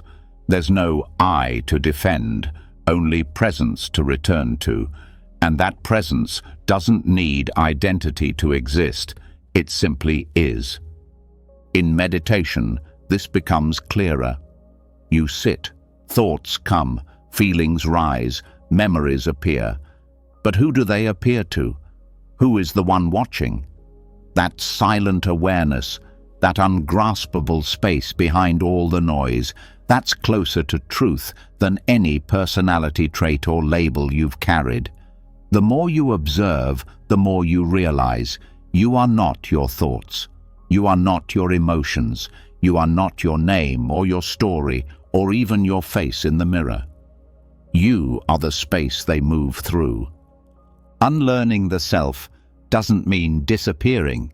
It means stop clinging. Stop building your worth on unstable ground. Stop needing others to reflect a version of you back in order to feel valid. That's emotional invincibility, not because you're cold, but because you're free. Free from the need to prove, to perform, to be someone special in order to be at peace. And that peace changes everything. When you're not caught in self-definition, you start to listen better, respond cleaner, speak with less weight. Actions become simpler because they're not trying to sculpt an identity. They're just honest expressions of presence. Compassion becomes more natural because there's no ego to protect, just shared humanity, shared pain, shared awareness. This also frees you from the past, because most regret comes from judging who you were. I can't believe I did that. I used to be this. I'm no longer that. But when you see that self as temporary, those stories soften. You weren't a fixed person back then. You were a collection of thoughts, feelings, and reactions. And now you're another one, and tomorrow another. This insight doesn't make you numb. It makes you forgiving. It lets you breathe again, and even the future changes, because identity is often projected forward. I need to become someone. I need to live up to this version. I need to be remembered this way. But once you stop needing to be anyone in particular, the future becomes lighter. Not empty, just unburdened. You still grow, still serve, still act, but not from a place of needing to be seen, from a place of truth, of alignment, of flow. The Buddhist teaching of anatta, or non-self, isn't nihilism, it's liberation. It doesn't say nothing matters. It says clinging to a fixed self causes suffering. And by loosening that grip, we find space to live more fully, more openly, more awake. This also transforms your relationships. When you're not trapped in a role, parent, child, leader, healer, you can meet others without filters, without needing to be admired or feared or loved a certain way. You show up as presence. And in that presence, something honest unfolds, something not shaped by identity, but by connection. And when conflict happens, as it always does, unlearning the self allows for forgiveness, because you stop needing to be right in order to feel whole. You stop needing others to agree in order to feel safe. That flexibility is strength. It means you can bend without breaking. You can hear hard truths without crumbling. You can walk away from judgment without carrying it home. Even in solitude, the benefit appears. The fear of being alone is often the fear of being with no identity, no reflection, no audience. But when the self quiets, solitude becomes nourishing. Not lonely, but spacious. You meet your own awareness like an old friend. No performance, no roles, just being. And that being is enough. This kind of freedom can't be faked. It's not about rejecting all labels loudly. It's about no longer being bound by them inwardly. You can still have a name, a story, a style, but they no longer own you. They're useful tools, not your core. That shift happens slowly, gently, through mindfulness, through questioning, through watching the self arise and fall 1,000 times until you finally stop mistaking it for truth. And then something strange happens. The less you cling to self, the more natural your actions become. Kindness flows easier, creativity flows freer. Decisions come with less inner noise because the pressure to be someone is gone, and all that's left is presence, awareness, action rooted in now, not in image. This is what Buddhism means when it speaks of true strength. Not the kind that resists shame, but the kind that sees shame clearly and doesn't attach. Not the kind that fights guilt, but the kind that sees it arise and pass without feeding it. Not the kind that never doubts, but the kind that sees doubt as a passing cloud, not a permanent truth. And it's not about being above pain. It's about no longer identifying with it. You can feel grief without becoming it.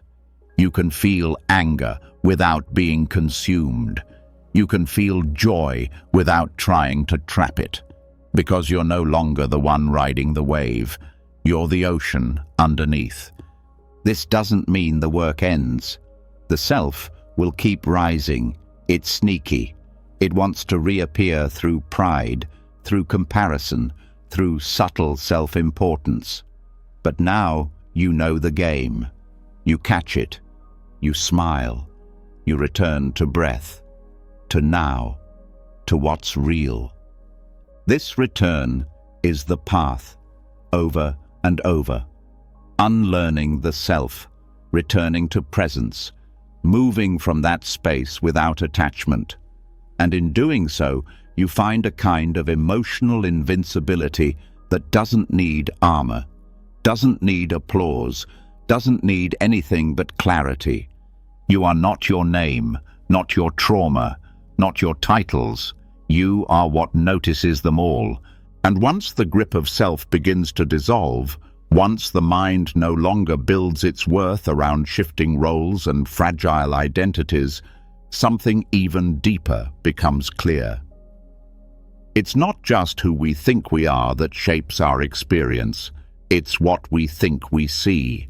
The world doesn't always hurt us with what it is. It hurts us with how we see it. And this is where Buddhism turns its light toward perception itself. Because if perception bends reality, then fear is often not about danger. It's about distortion. And nowhere is this lesson made clearer than in the story of the rope and the snake. A traveler walks through the woods and sees a snake on the path. His heart races, his body freezes, fear floods in. But when he steps closer, he sees it's just a rope. No danger, no threat, just a misperception. But in that moment, the fear was real. The stress was real. His reaction, his panic, all of it came from something that didn't exist. This is not just a story, it's a metaphor for how the mind works every day. And the more clearly we see this, the less power fear holds. Perception doesn't just shape how we feel, it shapes what we believe, what we avoid, what we chase. And when perception is distorted, we react to life in ways that don't match what's really happening. Someone frowns, and we assume they're angry. A message goes unanswered, and we believe we're being rejected. A change arrives, and we treat it like a threat instead of an opening. Fear slips in quietly, not through facts, but through misreading them. The rope and the snake story teaches a kind of mental training that is central to Buddhist practice. Pause, look closer, and question what you think is true. Because most fear begins with misperception, and most freedom begins with clarity. The more we train our mind to see clearly, the less we're controlled by the shadows it creates. This doesn't mean fear isn't real. It means fear often reacts before truth arrives. The body feels it instantly. The heart races. The thoughts spin. But fear's power doesn't come from danger. It comes from confusion. When you learn to slow down and look again, you give the mind time to correct the story, to check the facts. And in that space, courage begins. Fearlessness isn't the absence of fear. It's the refusal to react to what hasn't been truly seen. Buddhism trains this through mindfulness, watching thoughts without believing them, observing feelings without being swept away, noticing the stories your mind tells, and asking, is this a rope or a snake? This practice starts with awareness. When fear arises, the first response is not to push it away or analyze it to death. The first step is to breathe and pause, to let the first wave pass without judgment. Fear wants urgency, it wants movement. But the moment you pause, you take back your power. You stop reacting and you start investigating. And here's where perception begins to shift. You realize how many fears aren't yours. They were inherited. Stories passed down, assumptions picked up along the way, fear of failure, fear of abandonment, fear of not being enough. They didn't start with you. They were learned, and like the snake in the story, they can be unlearned too. This unlearning doesn't mean pretending fear is gone. It means learning to live beside it without letting it lead. It means looking at the rope and saying, I see what my mind is doing. I see how it's trying to protect me, but I'm not fooled this time. That's not denial. That's insight. That's what real courage is made of. Courage doesn't look like bravado. It looks like stillness in the face of rising panic. It looks like not turning away from discomfort. It looks like asking, what's really here? And when you look closely, you often find the thing you feared has no teeth, just noise, just memories, just perception twisted by habit. Buddhist psychology teaches that perception is one of the 5 aggregates, the building blocks of experience. And because perception is always filtered through conditioning, it must be questioned. That's why so much of Buddhist meditation isn't about stopping thoughts. It's about seeing them clearly. Watching how fear colors perception, watching how desire distorts it too, and slowly, gently retraining the eyes. When you see through distortion, the mind starts to relax. Not because life becomes perfect, but because clarity removes confusion. A rope is just a rope. An unanswered message is just a delay. A change in someone's mood isn't always about you. These realizations don't remove challenge, but they remove unnecessary suffering. That's what perception training gives: less confusion, more truth. And it's not just emotional clarity, it's psychological strength. The kind of strength that comes from knowing your reactions aren't always reality. The kind that lets you hold your fear with open hands instead of clenched fists. The kind that gives you room to respond instead of just react. In everyday life, this practice becomes essential. In conversations, in conflict, in decision-making. How often do we see snakes where there are none? We misinterpret tone. We assume bad intent. We project our past onto someone else's silence, and in doing so, we create stress where there could have been peace. But perception can be retrained. Retraining starts with slowing down, with listening more, with noticing the first story the mind tells, and waiting before you act on it. It means giving yourself permission to be wrong about your first interpretation. And in that humility, new options appear. New understandings emerge. The rope reveals itself. And this has profound effects on relationships. Fear often shows up in the gap between perception and truth. When we assume the worst, we shut down, we lash out, we withdraw. But when we pause and ask, what if I'm misreading this? Something shifts. Compassion enters, curiosity enters.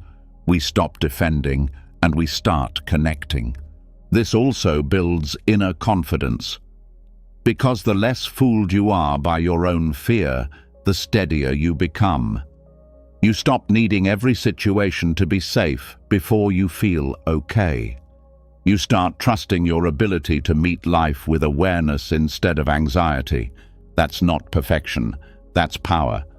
And the truth is, perception is always changing. What you once feared becomes familiar. What once overwhelmed you becomes a lesson. The mind can adapt, but it needs guidance. Without awareness, it runs old scripts.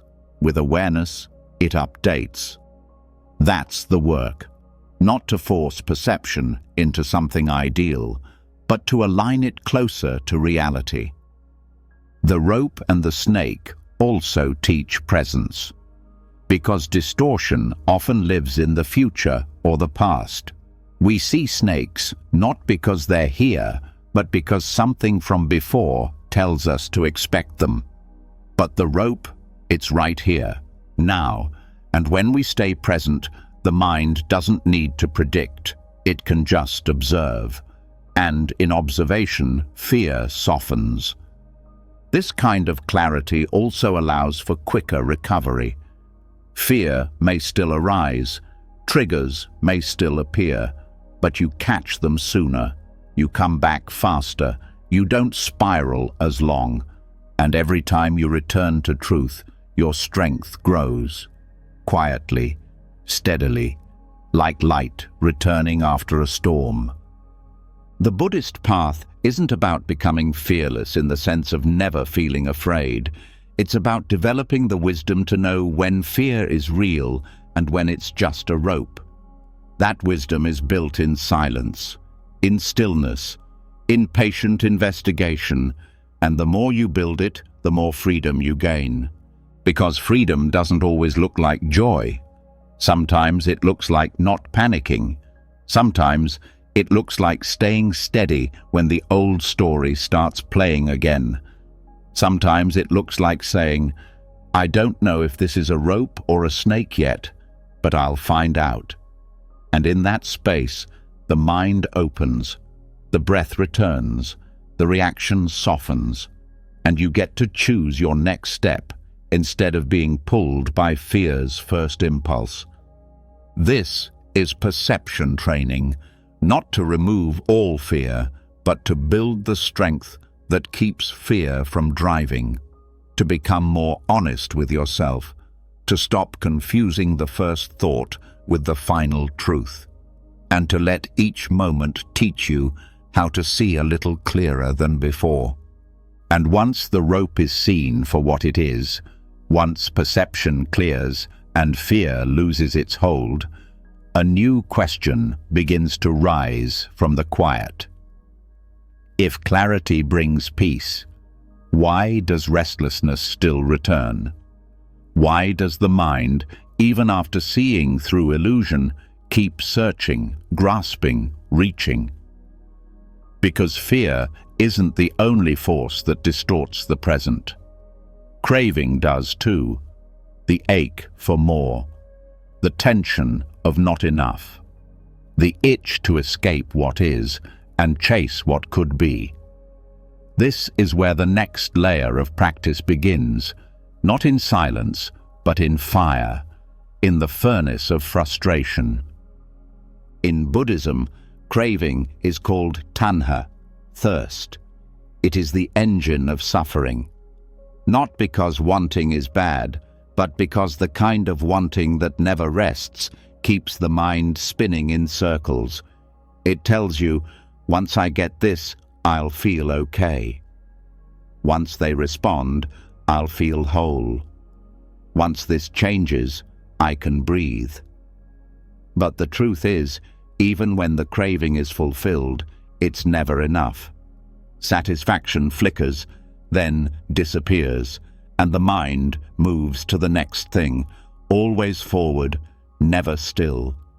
This craving isn't just about material things, it's psychological, emotional, craving for certainty, for recognition, for control, for a version of life that finally feels safe and finished. But life doesn't stop shifting. People don't stop changing. The body doesn't stop aging. And so, the craving becomes permanent tension, never satisfied, never silent. But here's where Buddhism offers something radical. It doesn't tell you to hate your cravings. It tells you to study them, to use them, to turn the very fire of dissatisfaction into a training ground for strength. Because craving isn't the enemy, it's the teacher. If you meet it directly, if you stop running from it and start walking through it with awareness. This begins with mindfulness. The moment craving arises, you pause. You feel it, not just as thought, but as sensation. The way your chest tightens, the way your breathing changes, the way your focus narrows to that one thing you think you need. That's the start of the training, not in resisting with force, but in witnessing with precision, not acting out the craving, not indulging it automatically, but also not repressing it with shame. Just holding it, watching it, letting it show its full face without reacting. And in that space, something begins to shift. You start to see craving as movement, as energy, not as identity, not as instruction. You realize, this urge is here, but it's not me. It's not truth. It's just a pattern rising and falling in the mind. That insight builds a gap, and in that gap, choice returns. You can say no, not out of guilt, but out of clarity. You can sit with the desire without feeding it, and in doing that, you begin to melt the mental habits that once ruled you. Every moment you don't give in is a moment of strength being built, not by force, but by patience. You become steady, spacious, unmoved by urges that used to control you, and the fire becomes useful, because it reveals where your attachments live. What you crave most intensely often shows you where your identity is tangled. The desire to be liked, to succeed, to be seen a certain way. These aren't random. They point to where the self is still clinging. And if you follow that thread mindfully, you can begin to untangle it. Craving is also a mirror. It reflects how deeply you believe peace is always somewhere else, somewhere later. Once you lose the weight, once the relationship works, once the job feels secure. But Buddhism invites a different path. It says peace is now. But it's buried under the illusion that something else must happen first. Craving is that illusion, and sitting with it, not acting on it, burns it down. This doesn't mean you stop wanting things. It means you stop being ruled by the wanting. You can have goals, you can move toward change, but without the inner grasping, without the belief that happiness is only possible once something else happens. That belief is the source of suffering, not the goal itself, but the desperation beneath it. And craving isn't always loud. Sometimes it whispers. The subtle dissatisfaction with how your day went. The quiet resentment that things didn't feel as good as you hoped. The underlying tension of always needing to be somewhere else, someone else, doing something more. That's craving too, and it adds up. It wears down your presence, your patience, your ability to rest in the now. But the moment you catch it, mid-thought, mid-desire, mid-frustration, you can change the trajectory. You can soften the grip. You can return to the breath. And every time you do that, your discipline grows, not as punishment, but as strength built from clarity. You're not fighting the craving, you're seeing through it. And what you see is this. Craving creates dissatisfaction not because it fails, but because it promises something it can't deliver. It promises permanent relief. But the mind that gets what it wants is the same mind that will want again.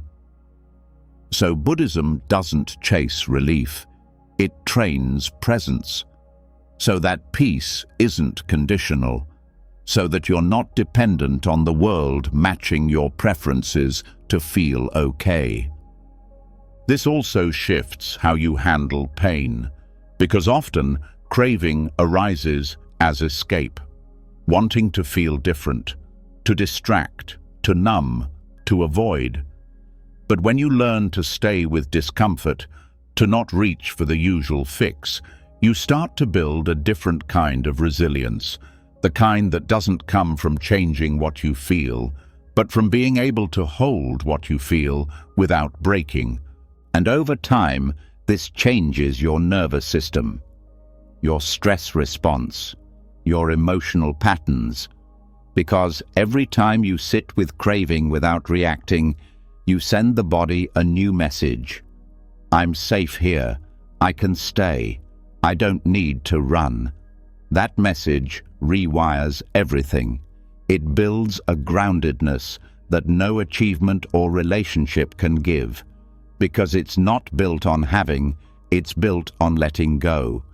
And this has ripple effects everywhere, in how you eat, how you scroll, how you speak, how you respond to irritation. Craving touches all of it, and so mindfulness must enter all of it, not to shame you, but to train you, to turn your ordinary habits into sacred ground. Every time you feel the pull toward what you don't need and pause instead, you plant a seed of strength, of freedom, of a mind that doesn't flinch, because frustration itself isn't failure, it's fuel. It shows you where your edges are, where your discipline is still growing, where your peace still depends on control, and instead of avoiding that heat, you meet it. You enter the furnace not to burn up, but to burn through the illusion that you need more to be okay, through the lie that you can't sit with what is, through the belief that peace lives later, not now. And this practice isn't easy. It will test your patience, your pride, your old coping strategies. But every time you come back to the breath instead of the craving, every time you choose stillness over escape, you become stronger, not visibly, not dramatically, but deeply, quietly. With each decision not to feed the fire, you become the space around it. And eventually, the craving changes. It loses its urgency. It starts to feel familiar, manageable, not because you forced it down, but because you watched it so many times it stopped fooling you. And in its place, something else grows. Contentment, not the loud joy of pleasure, but the soft steadiness of enough. You no longer need everything to change for your peace to stay. You no longer collapse when something you want slips away. You no longer panic when the next high doesn't arrive. That's freedom. Not because craving is gone, but because it no longer commands your life. The furnace didn't burn you, it refined you. The heat didn't destroy, it revealed what was solid beneath the impulse. And now that strength walks with you, in small moments, in silent decisions, in the quiet courage to want and not follow, to feel lack and still stay present. This is the path of using craving as fuel, not to chase, but to transform, not to get more, but to need less, not to silence desire, but to stop believing it controls who you are. And once the fire of craving has been endured, once you've sat through the burn without reaching, without numbing, without flinching, what's left is not exhaustion, but something calmer, a kind of stillness that feels earned. But life doesn't always burn in flames. Sometimes it strikes like a storm, sudden, cold, disorienting, and it's not about desire anymore. It's about reaction. The snap in your breath when things don't go your way. The tightening in your chest when someone pushes your limits. The jolt of judgment, panic, or insult. This is the next level of strength. Staying still in the storm, not hiding, not suppressing, but mastering the art of non-reactivity. The Buddhist cold shower for the mind. Non-reactivity doesn't mean you stop feeling, it means you stop becoming the feeling. You learn to hold the heat without spilling, the cold without shutting down. You witness the wave rise and you let it break, without lashing out, without escaping, without letting it drag you under. That's the training. And like a cold shower, it's uncomfortable at first, but it builds something most people never touch: emotional resilience born from stillness under pressure. Equanimity, in Buddhist terms, is the mind's balance point, the place where peace doesn't come from comfort, but from steadiness. You don't need things to be easy to feel okay. You don't collapse when they aren't. And the way to build this is the same way you'd train the body for cold: exposure, deliberate, repeated exposure to discomfort. Not to become numb, but to become clear, to teach the system you are safe, you don't have to react. This training happens in the small moments first. Someone cuts you off in traffic. Your phone glitches. A plan gets cancelled. The mind wants to fire off. But instead of obeying the impulse, you pause. You feel the heat rise. You notice the breath shift. And then you stay. No explosion, no story, just presence. That moment, tiny, silent, is where strength builds. Not in the dramatic victories, but in the 1,000 times you chose stillness over reaction. And like cold exposure, the mind fights back at first. It says, react now. Say something. Fix this. Punish them. But when you breathe through that signal, you interrupt the loop. You retrain your nervous system. You show your body and mind that discomfort is not danger, that not every pain is a crisis, that not every impulse needs a response. This changes the way you handle emotions too. Anger, sadness, jealousy, they still show up. But you stop treating them like emergencies. You treat them like weather, storms that pass, feelings to witness, not follow. That's equanimity, not coldness, clarity, not resistance, acceptance, and it turns your mind into something unshakable, not because life gets easier, but because your relationship with difficulty changes. Think of non-reactivity like sitting under a waterfall. The force of emotion hits, but instead of being swept away, you root yourself.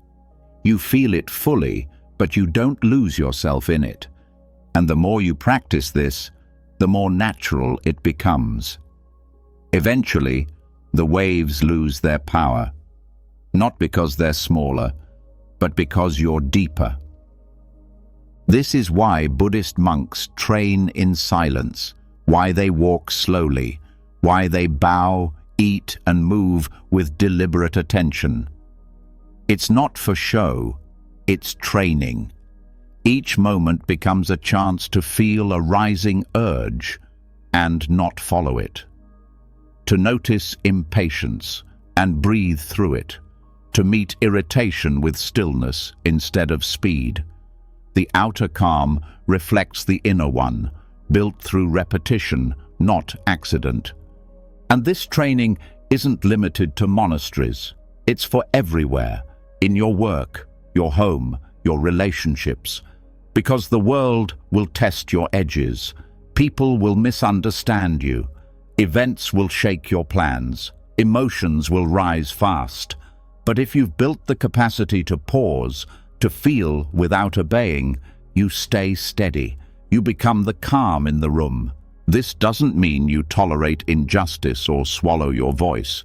It means your response is clean, thoughtful, grounded. Non-reactivity gives you choice.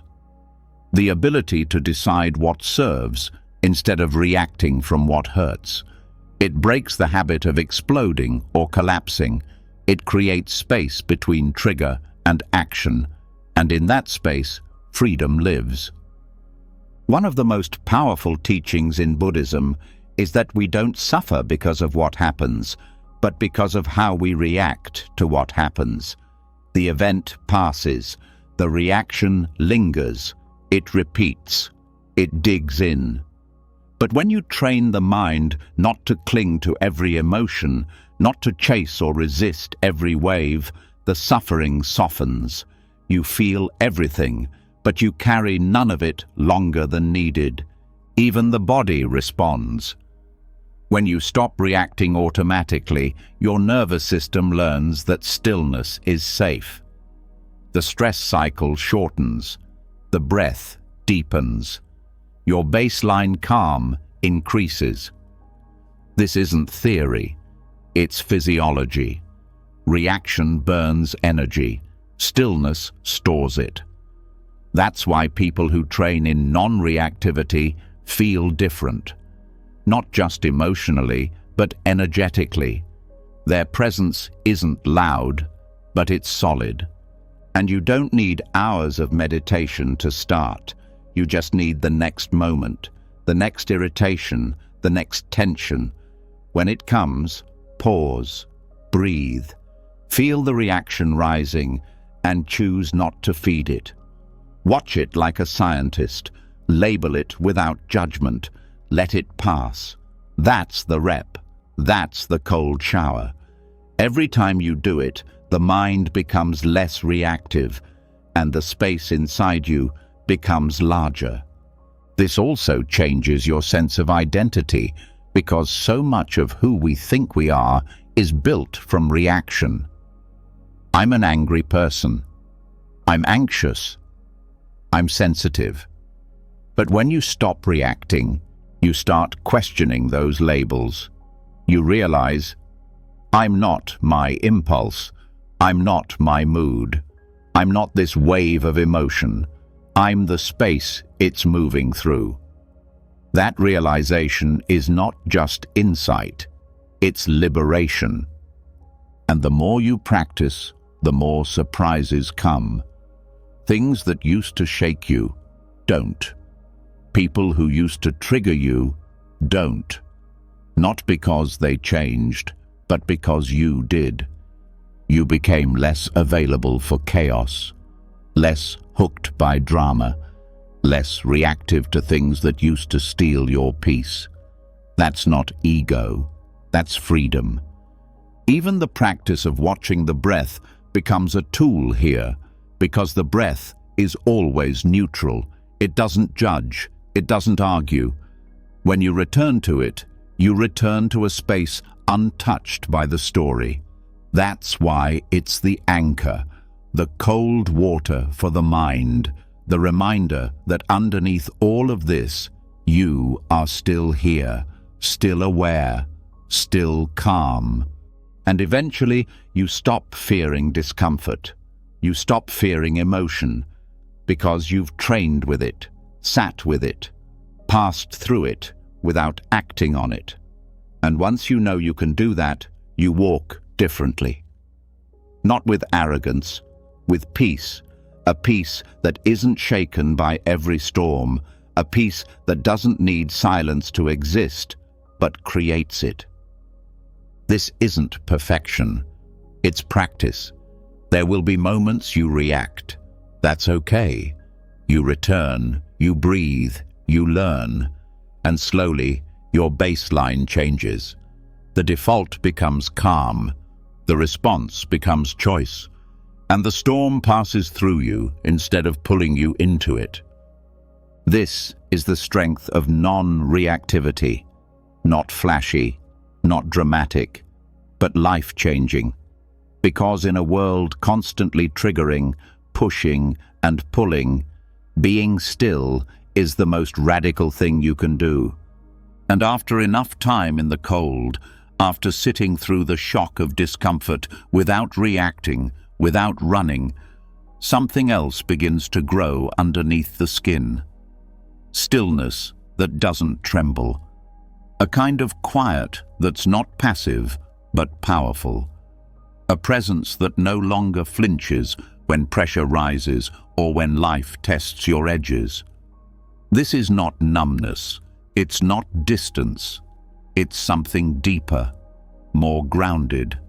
It's what Buddhism points to when it speaks of the mind as a mountain, not because it doesn't feel, but because it doesn't move. Now the training goes inward, not to escape the world, but to anchor within it. This is the core of Buddhist meditation, not to float above life, but to become unshakable in the middle of it. Meditation in this context isn't about achieving bliss or reaching special states. It's about presence. It's about building a mind so steady that even when the world stirs with chaos, even when emotions try to pull you under, even when thoughts scream for your attention, you remain. Not as a wall, but as a witness. Not cut off from life, but deeply rooted in it. The image of the mountain isn't about detachment from reality. It's about a connection so deep, so grounded, that nothing on the surface can uproot it. And the process begins the moment you sit. When the body is still, the mind reveals its habits, the urge to fix, to chase, to problem solve, the itch to label, to predict, to escape. All of it shows up. Not because you're failing, but because you're finally paying attention. And in that awareness, you start to see what usually drives you, the thoughts you confuse for truth, the feelings you mistake for commands, and instead of being pulled by them, you observe. You breathe, you sit. Over time, this sitting becomes more than just posture. It becomes a statement. I will not run. I will not hide. I will stay. And the more you stay, the more you build the capacity to remain unshaken, not because storms stop coming, but because you stop getting lost in them. The mountain doesn't stop the weather, it holds through it. That's the strength you're cultivating. And this stillness is active. It sees everything, hears everything, feels everything, but it doesn't get entangled. The mind becomes wide enough to hold pain without panic, spacious enough to hold joy without clinging, present enough to witness the full spectrum of life without collapsing into it. This isn't easy, but it's what changes everything. At first, it may feel impossible. The thoughts won't slow down, the body fidgets, the emotions rise in waves. But the practice is not to fix those things, it's to let them be there without becoming them. When sadness arises, you don't drown, you watch. When anger spikes, you don't erupt, you breathe. When fear whispers, you don't run, you return to now. That's the discipline. That's the quiet revolution taking place inside you. And this doesn't just affect your inner world, it transforms your outer one too, because the stronger your presence becomes, the less you react out of fear, the less you speak from insecurity, the less you fall into habits that hurt you. You start responding instead of reacting, listening instead of defending, pausing instead of pushing. And in that shift, your relationships soften, your decisions sharpen, your energy steadies. The mountain doesn't reject the world, it holds space for it. And meditation trains you to do the same. When conflict arises, you meet it with presence. When uncertainty hits, you meet it with breath. When things don't go your way, you don't collapse into frustration. You stay rooted, not because you've stopped caring, but because you've stopped needing control to feel safe. This kind of mind isn't developed overnight. It's carved slowly, like stone, shaped by time, by repetition, by returning again and again to the same still point. Each sight deepens it. Each breath steadies it. And even when you think nothing's happening, the roots are growing. You may not notice at first, but others will. They'll feel something in you that doesn't shake the way it used to, that doesn't panic when plans change, that doesn't get thrown off by noise. And it's not because you've escaped life. It's because you've turned toward it fully and stayed. That's what builds the mountain. The willingness to remain when discomfort shows up, to face your own patterns without turning away, to meet silence not as an enemy, but as a home. Meditation also teaches that strength is not found in force, but in presence. You don't silence the mind by wrestling it. You calm it by watching. You don't stop thoughts by pushing them away. You let them pass like clouds over a vast sky. The more space you give them, the less they control you. The mountain doesn't chase the clouds. It lets them come and go, and it stays. And that same strength begins to show up in daily life. You notice the space between impulse and action. You feel the pull to speak, but you choose to listen. You hear the old story rising, and you don't feed it. That's what meditation gives, not control over everything, but mastery over your own inner world. Even in crisis, this training holds.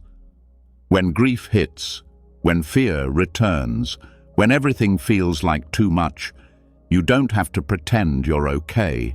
You just have to stay present, to keep breathing, to keep returning. That's what the mountain does. It doesn't avoid the storm.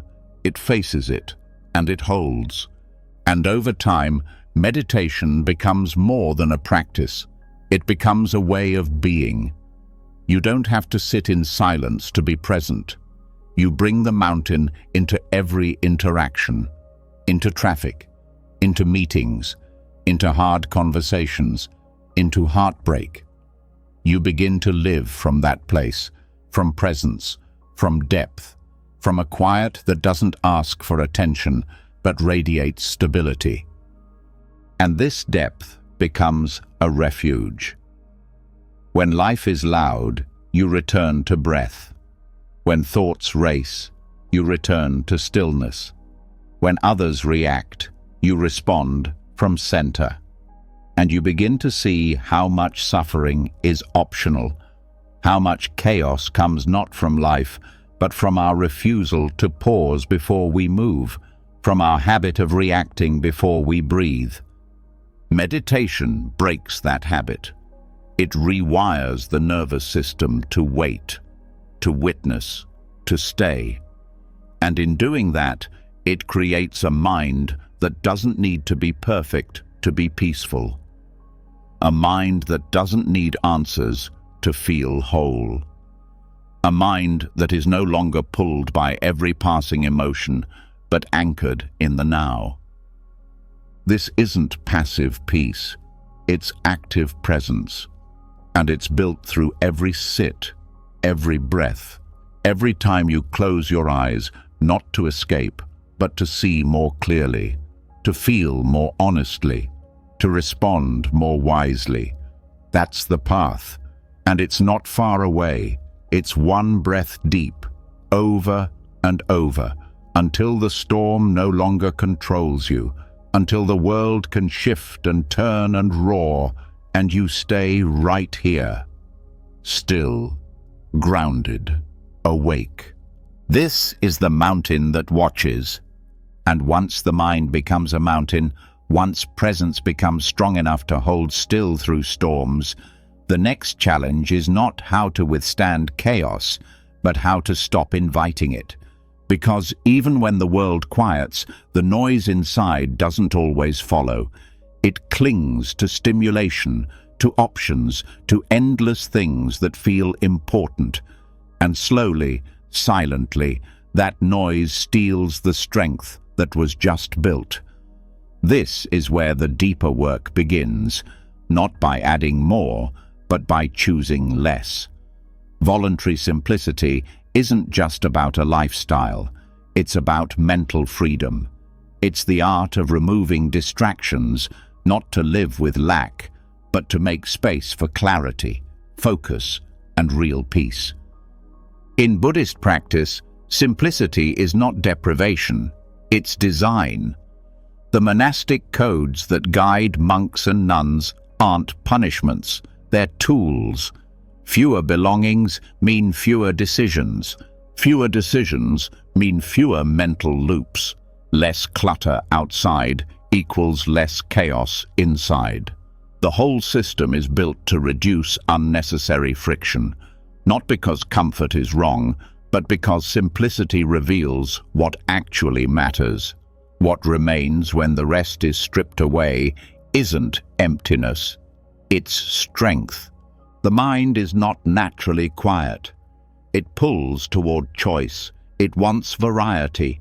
It craves stimulation. But too much choice weakens resolve. Too many options split attention, and attention is power. Wherever it leaks, your energy follows. Simplicity trains that energy back into one place, this moment, this breath, this task. Not because it's trendy, but because divided focus is diluted living. And this isn't just about physical possessions. It's about commitments, habits, mental clutter. How many tabs are open in your mind right now? How much of your attention is held hostage by things you don't even care about deeply? Simplicity isn't about having nothing. It's about needing less, wanting less. And in that wanting less, building more space for stillness, for creativity, for connection. There's a reason monasteries look plain. It's not because beauty is denied, it's because distraction is. When your room is bare, the mind can't jump from object to object. It returns to the breath, to awareness. And this design spills into daily life. When you reduce the mental traffic, each moment becomes sharper. You stop multitasking. You stop checking out. You start living with full attention again. Voluntary simplicity also protects discipline, because when the world keeps offering you more, it takes strength to say no, to choose silence over scrolling, to choose rest over another obligation, to choose depth over novelty.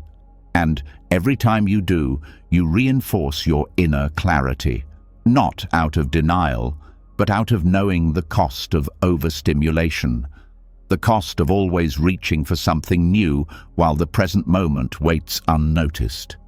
This doesn't mean life becomes boring. It means it becomes intentional. When you eat, you eat. When you speak, you speak. When you walk, you feel your feet. Each action becomes sacred, not because of what it is, but because of the space you gave it. That's what simplicity offers. Not the removal of joy, but the return of presence to things you forgot were joyful. And the mind, when it adjusts, starts craving less automatically. Once it experiences the peace of fewer distractions, it stops chasing stimulation as much. The nervous system recalibrates. The dopamine feedback loops slow down. You stop needing constant noise to feel alive.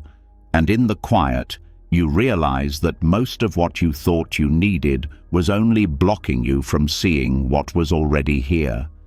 In practice, this might mean owning fewer clothes, or saying no to more events, or leaving more space in your schedule, or deleting apps that steal your focus.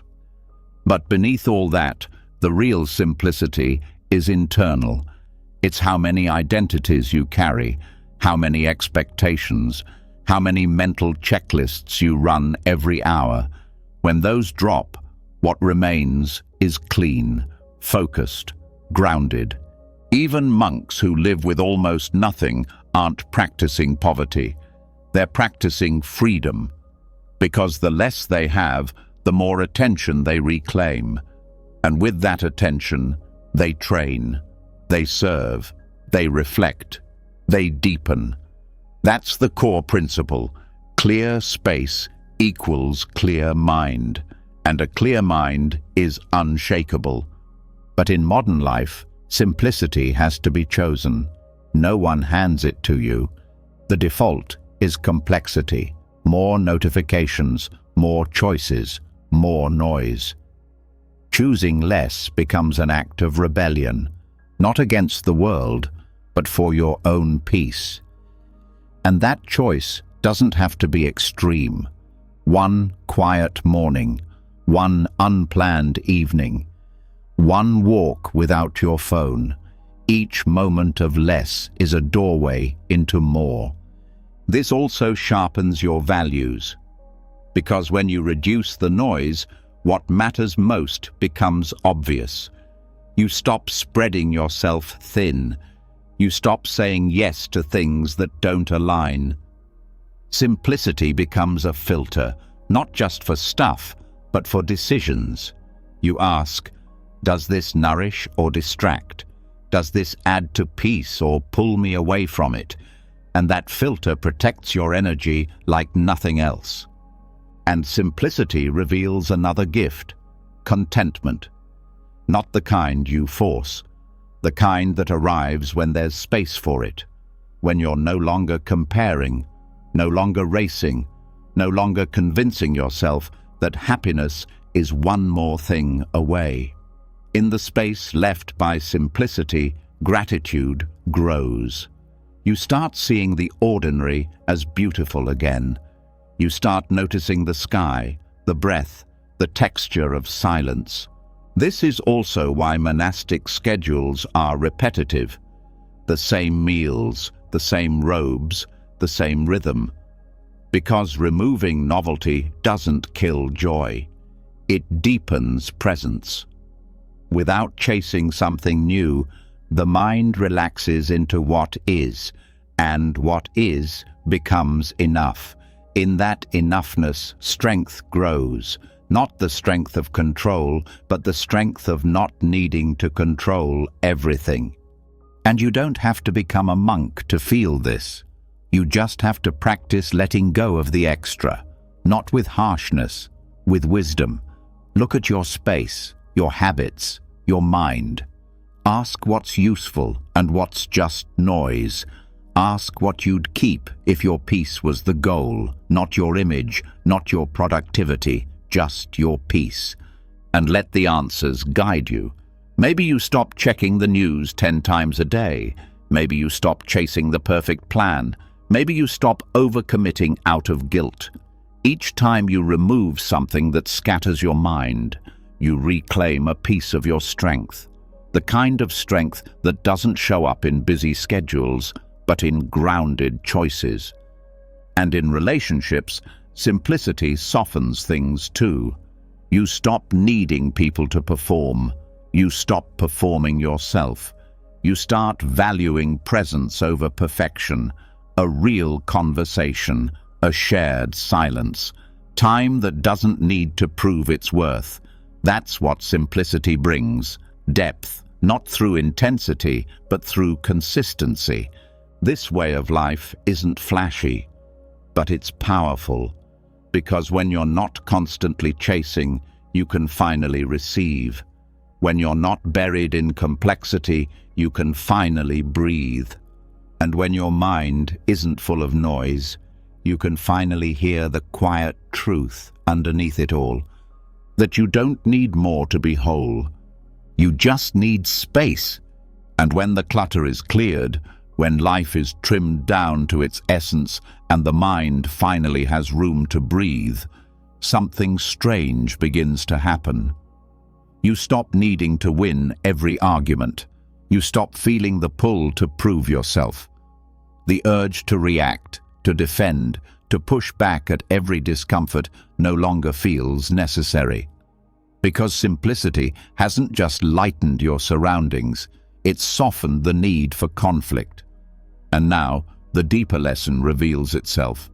True strength isn't always shown by action, it's often shown by restraint. Buddhism calls this wisdom, the wisdom of knowing when not to fight. In a world that constantly tells you to speak up, fight back, be bold, and always stand your ground, this idea might feel like weakness, but it isn't. Non-resistance, when done from awareness, not fear, is a power most never develop. Because anyone can react, anyone can shout, anyone can strike back when they feel threatened. But to pause, to assess, to choose peace over ego, that's control, that's mastery, that's strength disguised as stillness. This doesn't mean letting people walk over you. It doesn't mean avoiding confrontation out of fear. It means developing the inner clarity to know which battles are truly worth your energy, and which are simply invitations to lose your peace. It's the difference between instinct and intention begins where reactivity ends. Buddhist teachings emphasize non-attachment, not only to objects or outcomes, but also to being right, to having the last word, to getting recognition. So many fights are just ego battles, trying to defend a self-image that's not even real. And when the identity loosens, so does the urge to protect it. You stop defending illusions, and you start defending your inner stillness instead. Walking away doesn't always mean giving up. Sometimes it means stepping back to preserve what actually matters: your clarity, your values, your peace. It means recognizing that not every insult is worth a response, that not every challenge needs your fire, because not all conflicts are about truth. Some are just storms passing through other people's unprocessed emotions, and jumping in doesn't make you strong, it makes you tangled. Knowing when not to fight also sharpens your vision. You start to see patterns, which arguments repeat, which dynamics drain, which situations only pull you further from the person you're training to become. And instead of diving into every emotional whirlpool, you stand at the edge, you breathe, you watch, you wait. And in that waiting, you choose your next move from awareness, not emotion. This is what the Buddha did again and again. When challenged, he often remained silent, not because he didn't have answers, but because he understood the energy behind the question. Was it coming from genuine curiosity, or from the need to trap, to test, to provoke? He wasn't reactive, he was deliberate. He didn't lose power in silence, he owned it. And that's what this training gives you. The ability to hold your center when others lose theirs. The ability to walk away, not with shame, but with strength. The ability to respond without being dragged into battles that leave everyone more broken than before. Even in relationships, this wisdom heals. Not every disagreement needs a verdict. Not every misunderstanding needs to be dissected. Sometimes, the deeper strength is in choosing to stay quiet until the heart is calm, until the heat has passed, until the truth can be spoken without the need to win. This doesn't mean suppressing, it means choosing. Choosing the moment, choosing the tone, choosing whether the outcome is worth the emotional cost. And if it's not, choosing to let it go, not out of weakness, but because you're building a life that's not fueled by conflict. And this choice is subtle. It happens in real time, in the pause before you respond, in the silence after someone provokes you, in the breath you take before deciding whether to send that message, say that sentence, make that move. These small gaps are where strength is forged, because anyone can speak, but it takes depth to be silent with purpose. It also takes courage, because the ego hates silence. It feels like losing, it feels like shrinking, but it isn't. It's refinement. When you walk away with clarity, with dignity, with peace, you've already won. Because no argument is worth losing your presence for. No clash is worth shattering your stillness. That stillness took work. It took sitting with discomfort, unlearning old patterns, facing your shadows. Don't trade it for a moment of being right. There's a story in Zen of a monk who was insulted by a passerby. Instead of responding, he bowed gently and walked away. Later, another monk asked him why he didn't say anything. He replied, "If someone offers you a gift and you don't take it, who does it belong to?"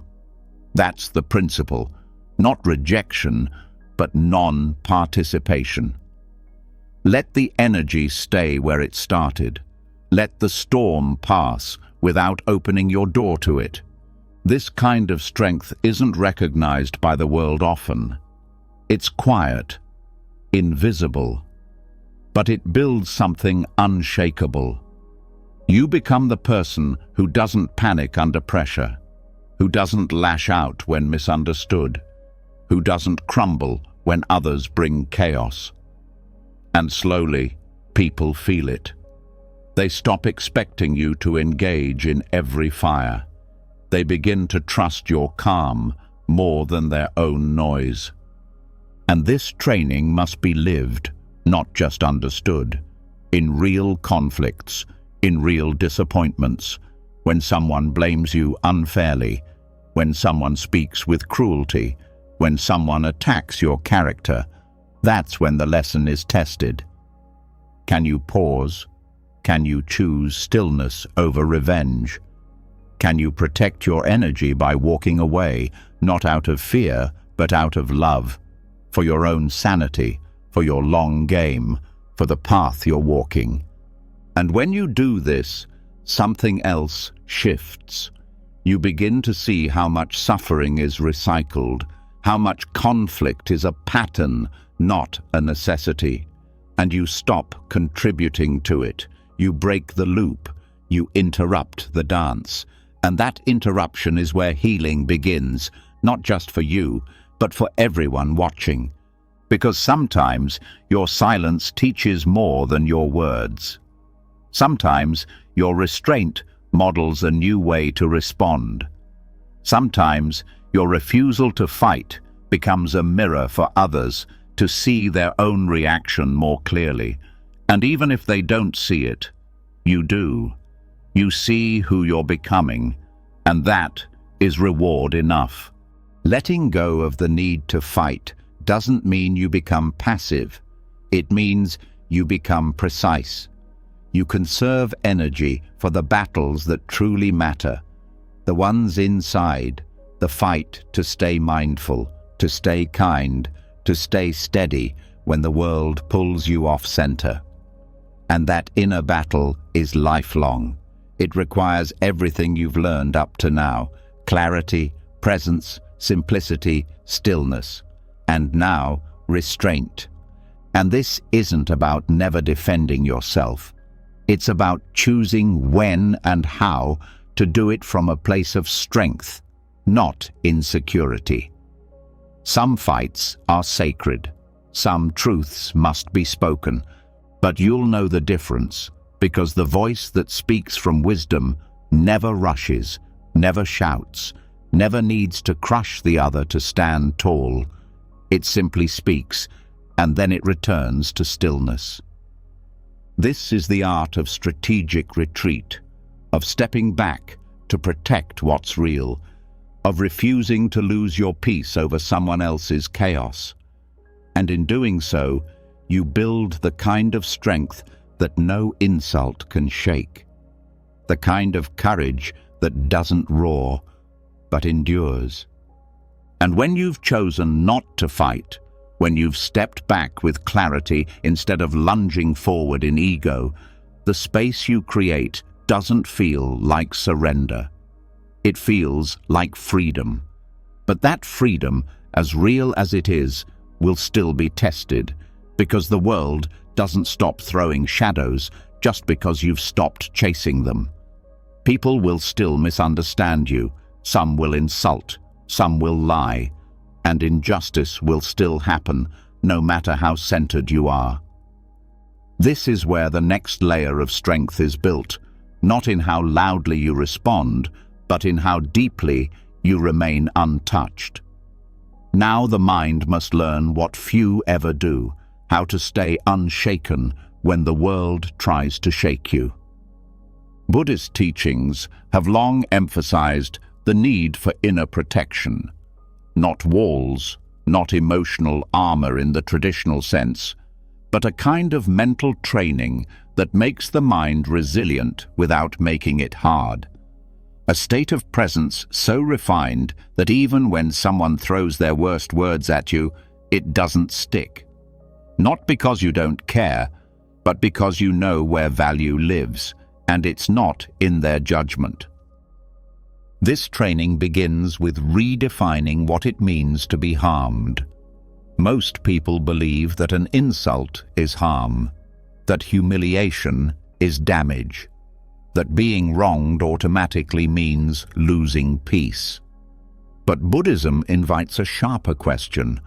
What exactly is being harmed? The body, the reputation, the identity? When you stop identifying with these things, you realize that insult only lands if there's something in you clinging to the image it attacks. If someone calls you a name and you have no attachment to that identity, the word passes through you like wind through trees.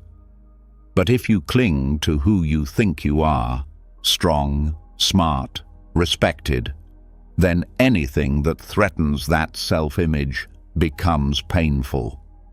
This is where suffering is born. Not in the words themselves, but in the places they land. And Buddhist practice is about clearing those landing zones. One of the techniques used to train the mind for this is contemplation of the self as empty. This isn't nihilism, it's liberation. If there's no solid, unchanging me to defend, then no insult can pierce anything permanent. Thoughts come and go, emotions rise and fall, identities shift with context. And when you start to see the mind this way, as something fluid, not fixed, you stop needing everyone to see you the same way all the time. This doesn't make you passive, it makes you rooted. You don't bend in every windstorm, you stand like a tree whose strength doesn't come from looking unshaken, but from not needing to respond to every breeze. This is not indifference. It's the result of deep seeing, a kind of emotional intelligence that doesn't just feel, it understands, and that understanding becomes your shield. There's also a Buddhist practice called metta bhavana, loving kindness meditation. It's not just about sending goodwill to friends or people you like. It includes sending goodwill to those who've hurt you, not because they deserve it, but because holding hatred keeps the insult alive inside you. The moment you begin offering compassion, even to those who attack you, the sharpness dulls. You stop being the victim of their pain and you become a witness to it. And in that shift, you gain a superpower. Not because you don't feel pain, but because you stop carrying pain that isn't yours. Someone's words might sting, someone's cruelty might burn, but instead of letting that pain become your identity, you learn to feel it, acknowledge it, and release it. That release is what builds an unshaken mind, a mind that experiences deeply but doesn't cling to experience. Another technique used is mindfulness of reaction. Every time you're criticized, every time someone speaks to you unfairly, the mind reacts. Tightness, anger, the urge to defend, and most people obey that urge. But mindfulness creates a pause. You feel the reaction rise, and instead of acting on it, you name it. There's anger, there's pain, there's the urge to attack back. And in that naming, space opens. The emotion is no longer you, it's just something passing through. This space is everything, because in that space, you can choose a response that protects your peace instead of your pride. You can say nothing, or you can speak with clarity instead of heat. You can walk away with calm instead of revenge, and each time you do, the mind learns. We don't have to collapse when insulted. We don't have to react when poked. We can stay grounded. Buddhist monastics train this especially when facing criticism or humiliation. Some even seek out these moments, not to be hurt, but to observe the mind's attachment. If you can hear a false accusation and feel your heart race, you've discovered where your clinging lives, and in that awareness, you begin the work of dissolving it, not to become numb, but to become free. Freedom is the real goal here, not control, not perfection. Freedom from the emotional strings others try to pull. Freedom from needing everyone to agree. Freedom from being imprisoned by other people's approval or disapproval. That kind of strength doesn't wear a crown. It wears silence, stillness, a quiet that can't be touched. And even in the face of injustice, real injustice, this training holds. Buddhism doesn't ask you to ignore wrongs. It asks you to meet them with wisdom instead of reaction. There is strength in speaking truth, but it's stronger when it's not fueled by revenge, when your action isn't a tantrum, but a deliberate move rooted in compassion and clarity. Because the truth is, most people who attack others are reacting from their own pain. They're projecting. They're lost in their own distortion. And when you understand that, you stop taking things so personally. You stop confusing someone else's suffering for your identity. And in that separation, you find peace. That peace becomes your home, your anchor. And when it's stable enough, the world can scream, and you can whisper back, "I don't need to absorb this." That's not denial, that's discernment. Knowing what to hold and what to release. Knowing which words matter and which ones are just echoes of someone else's storm.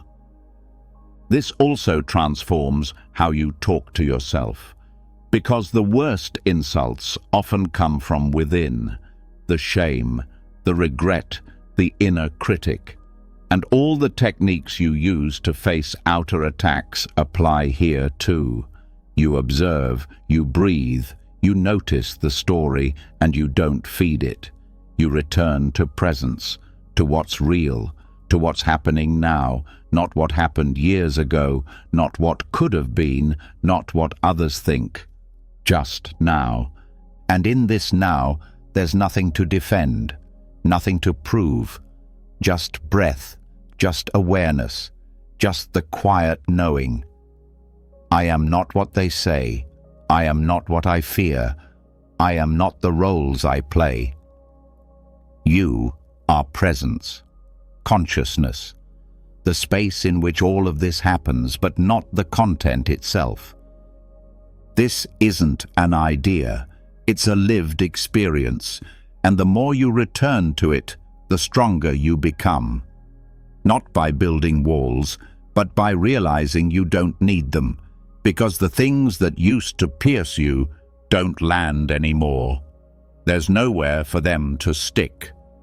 That's the unshaken mind. Not immune to pain, but no longer run by it. Not afraid of conflict, but no longer owned by it. Not desperate for peace, but radiating it from within. That's the kind of strength you carry quietly. The kind that can sit in a room full of chaos and remain untouched. Not because you're special, but because you've trained, and the training never ends. But every moment of awareness adds a layer of protection.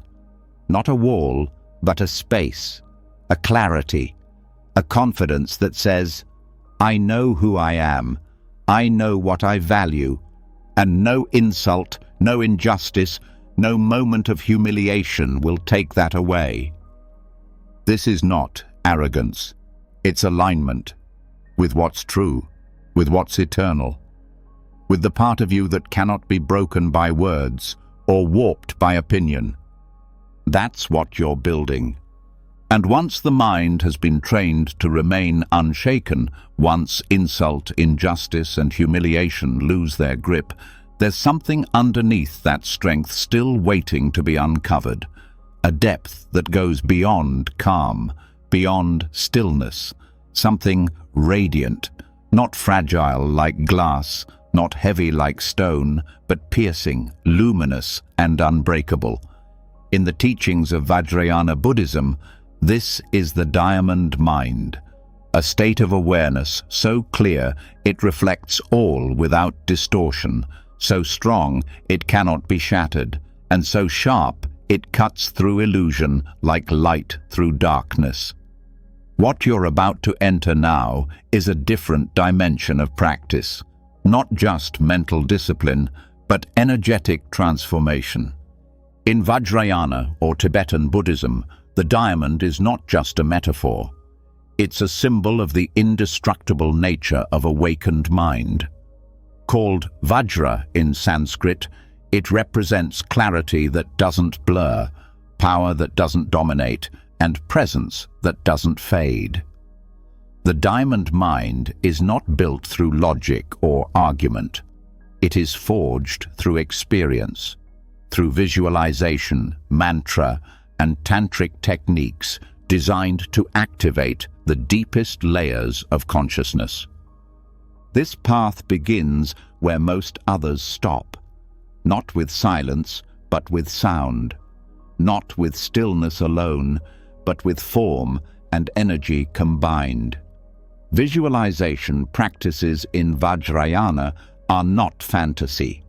They are sacred tools for reshaping the mind's inner landscape.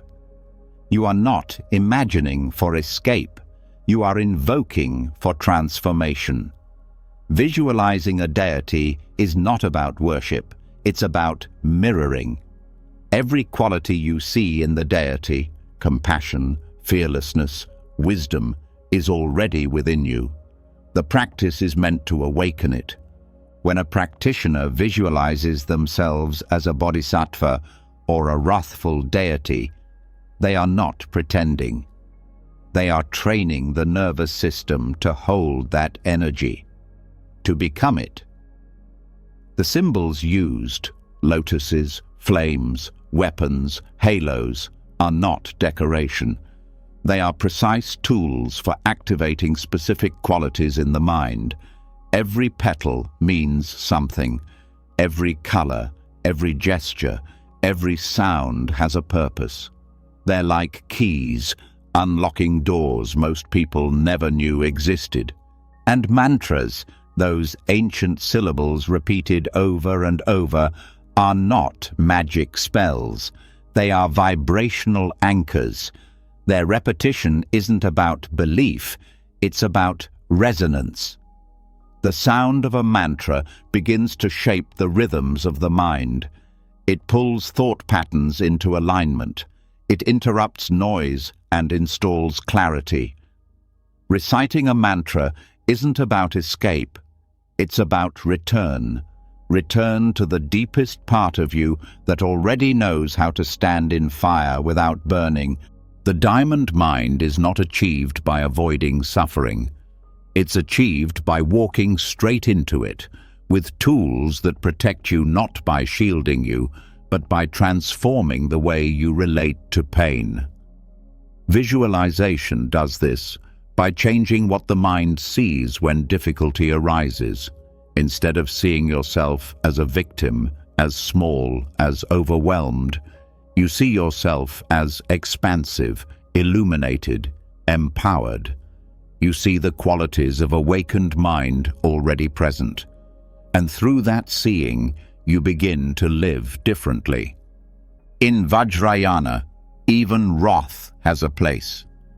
Fierce deities with flaming hair and wild eyes are not images of rage.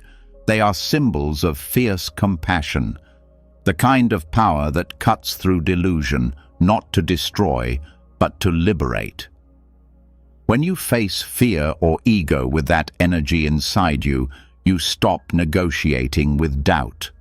You burn through it, not with violence, with clarity, with presence, with an unshakable connection to what cannot be broken. This practice is not casual. It requires preparation, a steady foundation of ethics, mindfulness, and discipline. Vajrayana does not skip the groundwork, it builds on it. And once that foundation is strong, the symbolic techniques deepen what's already there. They don't replace the basics, they unlock their full potential. The diamond mind is also trained in the body, not through tension, but through subtle awareness. Vajrayana includes practices like inner fire meditation, working with subtle energy channels in the body to generate clarity and warmth. The breath is visualized as light, the body as transparent. Emotions are met not just as sensations, but as flowing energy that can be redirected, not suppressed. You don't kill anger. You transform it into precision. You don't numb desire. You refine it into devotion. This is alchemy, not rejection, but transformation. And the strength that arises from this isn't loud. It's stable. When someone tries to shame you, the diamond mind sees the truth behind the words. When a situation turns chaotic, the diamond mind doesn't panic. It shines. When old fears surface, they are met not with collapse, but with presence that cuts through illusion, like a blade, like a beam, like a diamond catching light. This is also where duality begins to dissolve. In Vajrayana, the ordinary and the sacred are not separate. Your body is not an obstacle, it's a vehicle. Your breath is not mundane, it's a bridge. Your life, even in its messiest moments, is not a distraction from the path, it is the path. The mind doesn't have to become perfect to be indestructible. It just has to stop identifying with its distortions and start training its gaze on truth.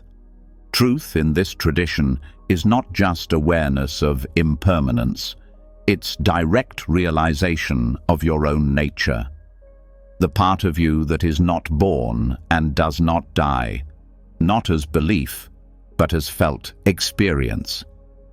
Vajrayana uses every tool available, sound, image, movement, imagination, to wake you up to that nature. And once it's seen, it cannot be unseen.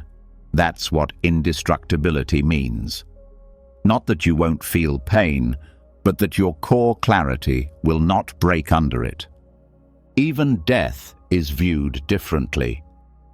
In Vajrayana, teachings on the bardo, the transitional state after death, the same techniques are used. Visualization and mantra help the practitioner stay awake during the most disorienting transitions. The diamond mind, trained in life, remains clear even when the body dissolves. Fear may arise, but it doesn't control. Confusion may appear, but it doesn't stick, because the awareness has been trained to remain lucid, to recognize illusion and return to essence. This kind of mental power isn't exclusive. It's available, but it requires commitment. Vajrayana doesn't promise comfort. It promises awakening.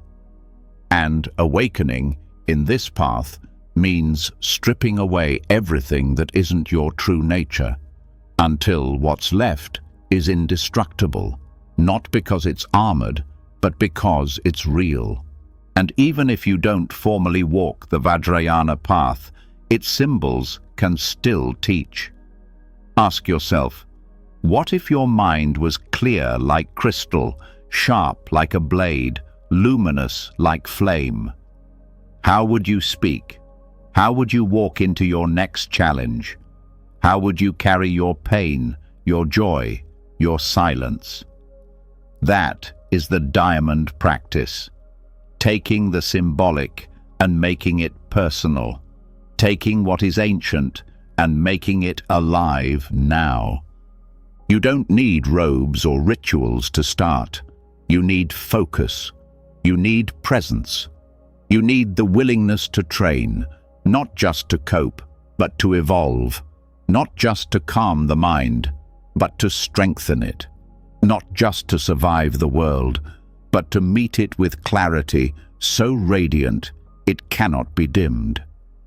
This is the strength of Vajrayana, not in force, not in distance, but in presence so whole, so awake, so unshakably luminous, that illusion has nowhere left to hide. And once the diamond mind is uncovered, once clarity becomes indestructible, once presence cuts through illusion, another truth begins to unfold, quieter than all the rest. It's the truth that nothing outside of you can measure the strength inside of you. No title, no possession, no praise. Because the deepest transformation doesn't happen when the world applauds. It happens in silence, in solitude, in the kind of struggle no one sees, the kind of growth that leaves no trophy behind, only awareness. This is the path most never talk about, the path of the inner pilgrimage. The outer world is loud with goals, careers to chase, status to gain, recognition to seek. But Buddhism shifts the direction of the journey. Progress is not about getting somewhere else. It's about going deeper into where you already are. It's about facing yourself, not as you want to be seen, but as you truly are, without filters, without stories. And in that seeing, building a presence that can hold anything without breaking. The inner pilgrimage isn't made of travel. It's made of stillness. Each step is an insight. Each challenge, a mirror. Each discomfort, a doorway. What looks like stillness on the outside is a storm of transformation inside. It's the moment you choose honesty over avoidance, silence over argument, reflection over reaction, and no one may notice, but you will, and that's where strength begins. In this kind of journey, milestones are invisible. There are no certificates for overcoming your own fear, no applause for forgiving someone who will never say sorry, no spotlight for sitting through a wave of sadness without needing to escape. But each of these moments is a step, and each step shapes a mind that no longer depends on validation to feel worthy. The Buddha himself walked a literal path, but the awakening didn't come from the miles. It came from the surrender, from the deep confrontation with suffering, illusion, impermanence. His journey outward led inward, and every teaching since points us in the same direction. Stop chasing the world, start facing your own mind. Because the truth is, most pain doesn't come from what's happening. It comes from how the mind relates to what's happening. The inner pilgrimage is the process of changing that relationship, learning to meet pain with compassion instead of resistance, to meet joy without clinging, to meet confusion with curiosity instead of fear. This journey requires no permission, no perfect conditions. You don't need to be in a temple.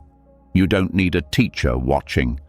It happens when you wake up and face the thoughts you don't want to think. When you sit quietly instead of distracting yourself. When you look honestly at your habits, your reactions, your cravings, and instead of judging, you stay. You watch. You learn. And that learning is real progress, because each insight, each small shift in perception, builds a mind that is less shaken by the outside world. You don't get there in a straight line. You circle back. You revisit old patterns with new eyes. You fall down and get up, not because someone told you to, but because you've seen that standing is its own reward. Even your darkest moments become steps on this path, times when everything fell apart, when you were forced to let go, when silence was all that was left. These moments don't set you back. They deepen you. They crack the surface and expose something truer underneath. Pain becomes teacher. Loss becomes mirror. Confusion becomes fuel. The inner pilgrimage teaches you that strength isn't about getting through life untouched. It's about letting life touch you deeply without losing who you are. It's about staying present even when it hurts, even when nothing makes sense, especially then, because that's when transformation happens, not in the comfort, but in the surrender. And as you walk this path, something unexpected starts to happen. The things that used to define you begin to fade. The roles, the labels, the expectations. You don't need them as much. You start measuring progress in terms of peace, not performance. In terms of self-honesty, not self-image. In terms of how gently you can meet the parts of yourself you used to reject. This doesn't mean you stop achieving. It means achievement no longer defines your worth. You can succeed without needing success to fill a hole. You can contribute without losing yourself in the outcome. You can serve without making it about being seen. That shift doesn't make your life smaller. It makes your presence larger. Because you're no longer fractured between who you are and who you're pretending to be. The inner pilgrimage also transforms how you relate to others. You stop needing them to act a certain way for you to feel okay. You stop projecting your wounds onto their behavior. You stop expecting people to complete what only your own awareness can hold. Relationships become cleaner, softer, built not on need, but on presence. And when challenges come, and they always will, the mind you've trained through inner journeying won't collapse. It won't panic. It will watch, respond, hold steady. Not because it's above emotion, but because it's practiced staying with emotion without being consumed. That practice becomes your foundation, a kind of groundedness no one can take. Even your inner critic starts to lose its power, not because it disappears, but because you stop believing it. You hear the old voices, but you recognize them as echoes, not truth. You don't fight them. You let them pass. You return to now, again and again, and that returning becomes your strength. This journey also strips away comparison, because when your progress is measured inwardly, you stop comparing your life to others. You stop measuring your timeline against someone else's. You stop needing to match their pace or mirror their path. Your growth becomes intimate, private, sacred, and that makes it real. The inner pilgrimage is also about remembering, not becoming something new, but returning to what was never broken. The part of you that has always known silence, always known stillness, always known how to breathe in the middle of chaos and still feel whole. That part was never lost, only buried, and each step of the inner path uncovers it. And over time, a shift occurs. You stop running toward the next thing. You stop trying to fix every uncomfortable emotion. You stop needing the world to reflect your progress. You become content with the quiet victories, the moment you didn't react, the moment you forgave, the moment you sat in silence instead of scrolling, the moment you caught your breath and chose presence over panic. And this journey never ends. It deepens. With each layer you peel back, another truth waits, another habit softens, another fear reveals itself not as enemy, but as doorway. You walk not to arrive, but to awaken, to meet yourself not just once, but in every moment, fully, clearly, gently. The world may never see how far you've come. There may be no map, no reward, no final destination. But you'll know. You'll feel it in how you breathe, how you listen, how you hold space. For yourself, for others, for the entire mess and beauty of life. And that knowing, that's enough. And after walking the inner path, after shedding the need to prove, to perform, to chase approval, the weight begins to lift. The world still spins, but your steps feel steadier. There's no pressure to arrive, just presence in the walking. But even here, even in this space of stillness, a different kind of shadow waits. It doesn't scream or demand. It whispers, it compares, it turns heads toward others and quietly asks, "Why not me?"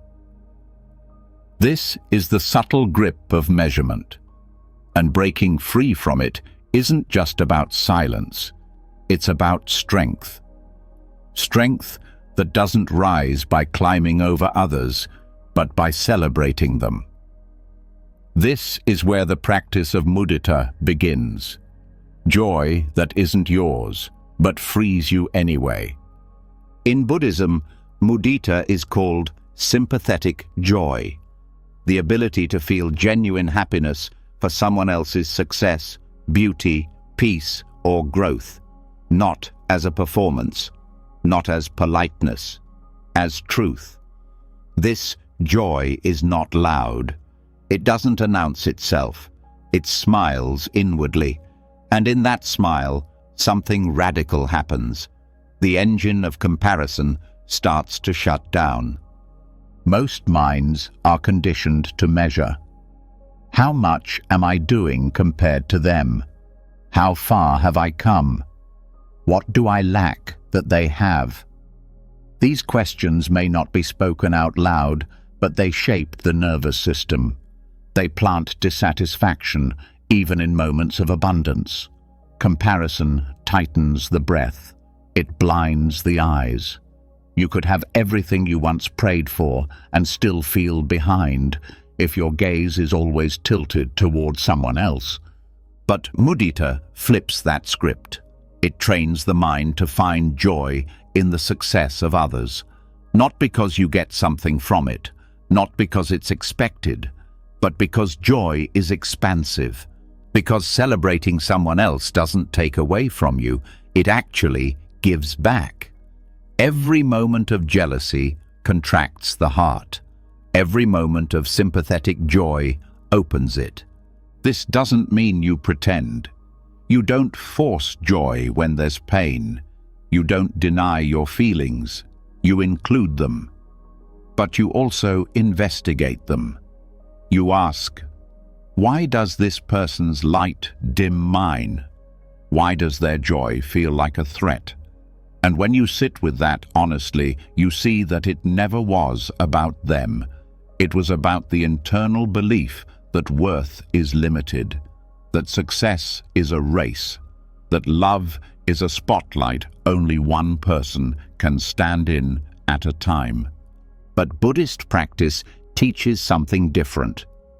That value isn't based on ranking, that peace isn't built through competition, that the more you can celebrate others, the more free you become. Because the deeper truth is this: someone else's beauty doesn't erase your own. Someone else's growth doesn't slow yours. Life is not a ladder, it's a field, and there's room to bloom in all directions. The mind might resist this at first. It will say, if they win, I lose. If they're praised, I'm forgotten. These thoughts are habits, not facts, and they come from a scarcity mindset, a belief that love, worth, success are resources that run out. But they don't. The more you give, the more you expand. The more you celebrate, the more you soften. Practicing mudita begins with awareness. You notice the spark of jealousy. You don't judge it, you sit with it, and then you breathe into it. You ask, can I soften here? Can I feel happy for them, even a little, even if part of me still aches? That honesty is the doorway, because the point is not perfection, it's transformation. And when you practice mudita consistently, something else happens. You stop keeping score. You stop counting likes, comparing milestones, measuring timelines. Your worth detaches from numbers, from roles, from expectations. It roots into presence, into action, into who you are when no one's watching. This is how quiet confidence is built, not the kind that needs applause, the kind that sits in a room full of successful people and feels no need to shrink or compete, the kind that says, I'm glad for you, and means it. Because your peace isn't threatened by someone else's light. In fact, their light helps you see more clearly. This shift also changes relationships. When you stop comparing, you start connecting. You listen better. You speak with less performance. You love without trying to outshine. And in that simplicity, people feel safer. Walls drop. Egos soften. Conversations deepen. Because the energy of measurement has left the room. And this practice doesn't just apply to peers, it applies to everyone. The person who seems ahead, the one who got what you wanted, even the stranger living the life you dream of. When mudita is alive, their joy becomes a reminder, not a threat, a reflection of what's possible, not a mirror of your lack. This doesn't mean you stop striving. It means you strive from wholeness. You still work, still grow, still pursue your vision, but not to catch up, not to prove. You move because it's your path, not because someone else has made you feel behind. That change in motive is subtle, but it transforms the experience of progress. You start waking up with less tension. You stop questioning your pace. You begin to trust that your story has its own rhythm, that your timing doesn't have to match theirs, that you can move slow and still arrive, that you can celebrate someone's leap while taking your own quiet step. And this shift also builds protection, because the world will keep feeding comparison, social media, gossip, competition. But when you've trained in mudita, those triggers don't stick the same way. You scroll, and instead of tension, you feel joy. You hear someone's good news, and your heart opens instead of tightens. That's not weakness, that's power. The kind of power that doesn't need to be loud to be real. And over time, this joy for others starts to reflect inward. You stop comparing yourself to old versions of you. You stop punishing yourself for not being further along. You begin to trust the unfolding. Not because it's perfect, but because it's yours. You stop needing to borrow someone else's journey to validate your own.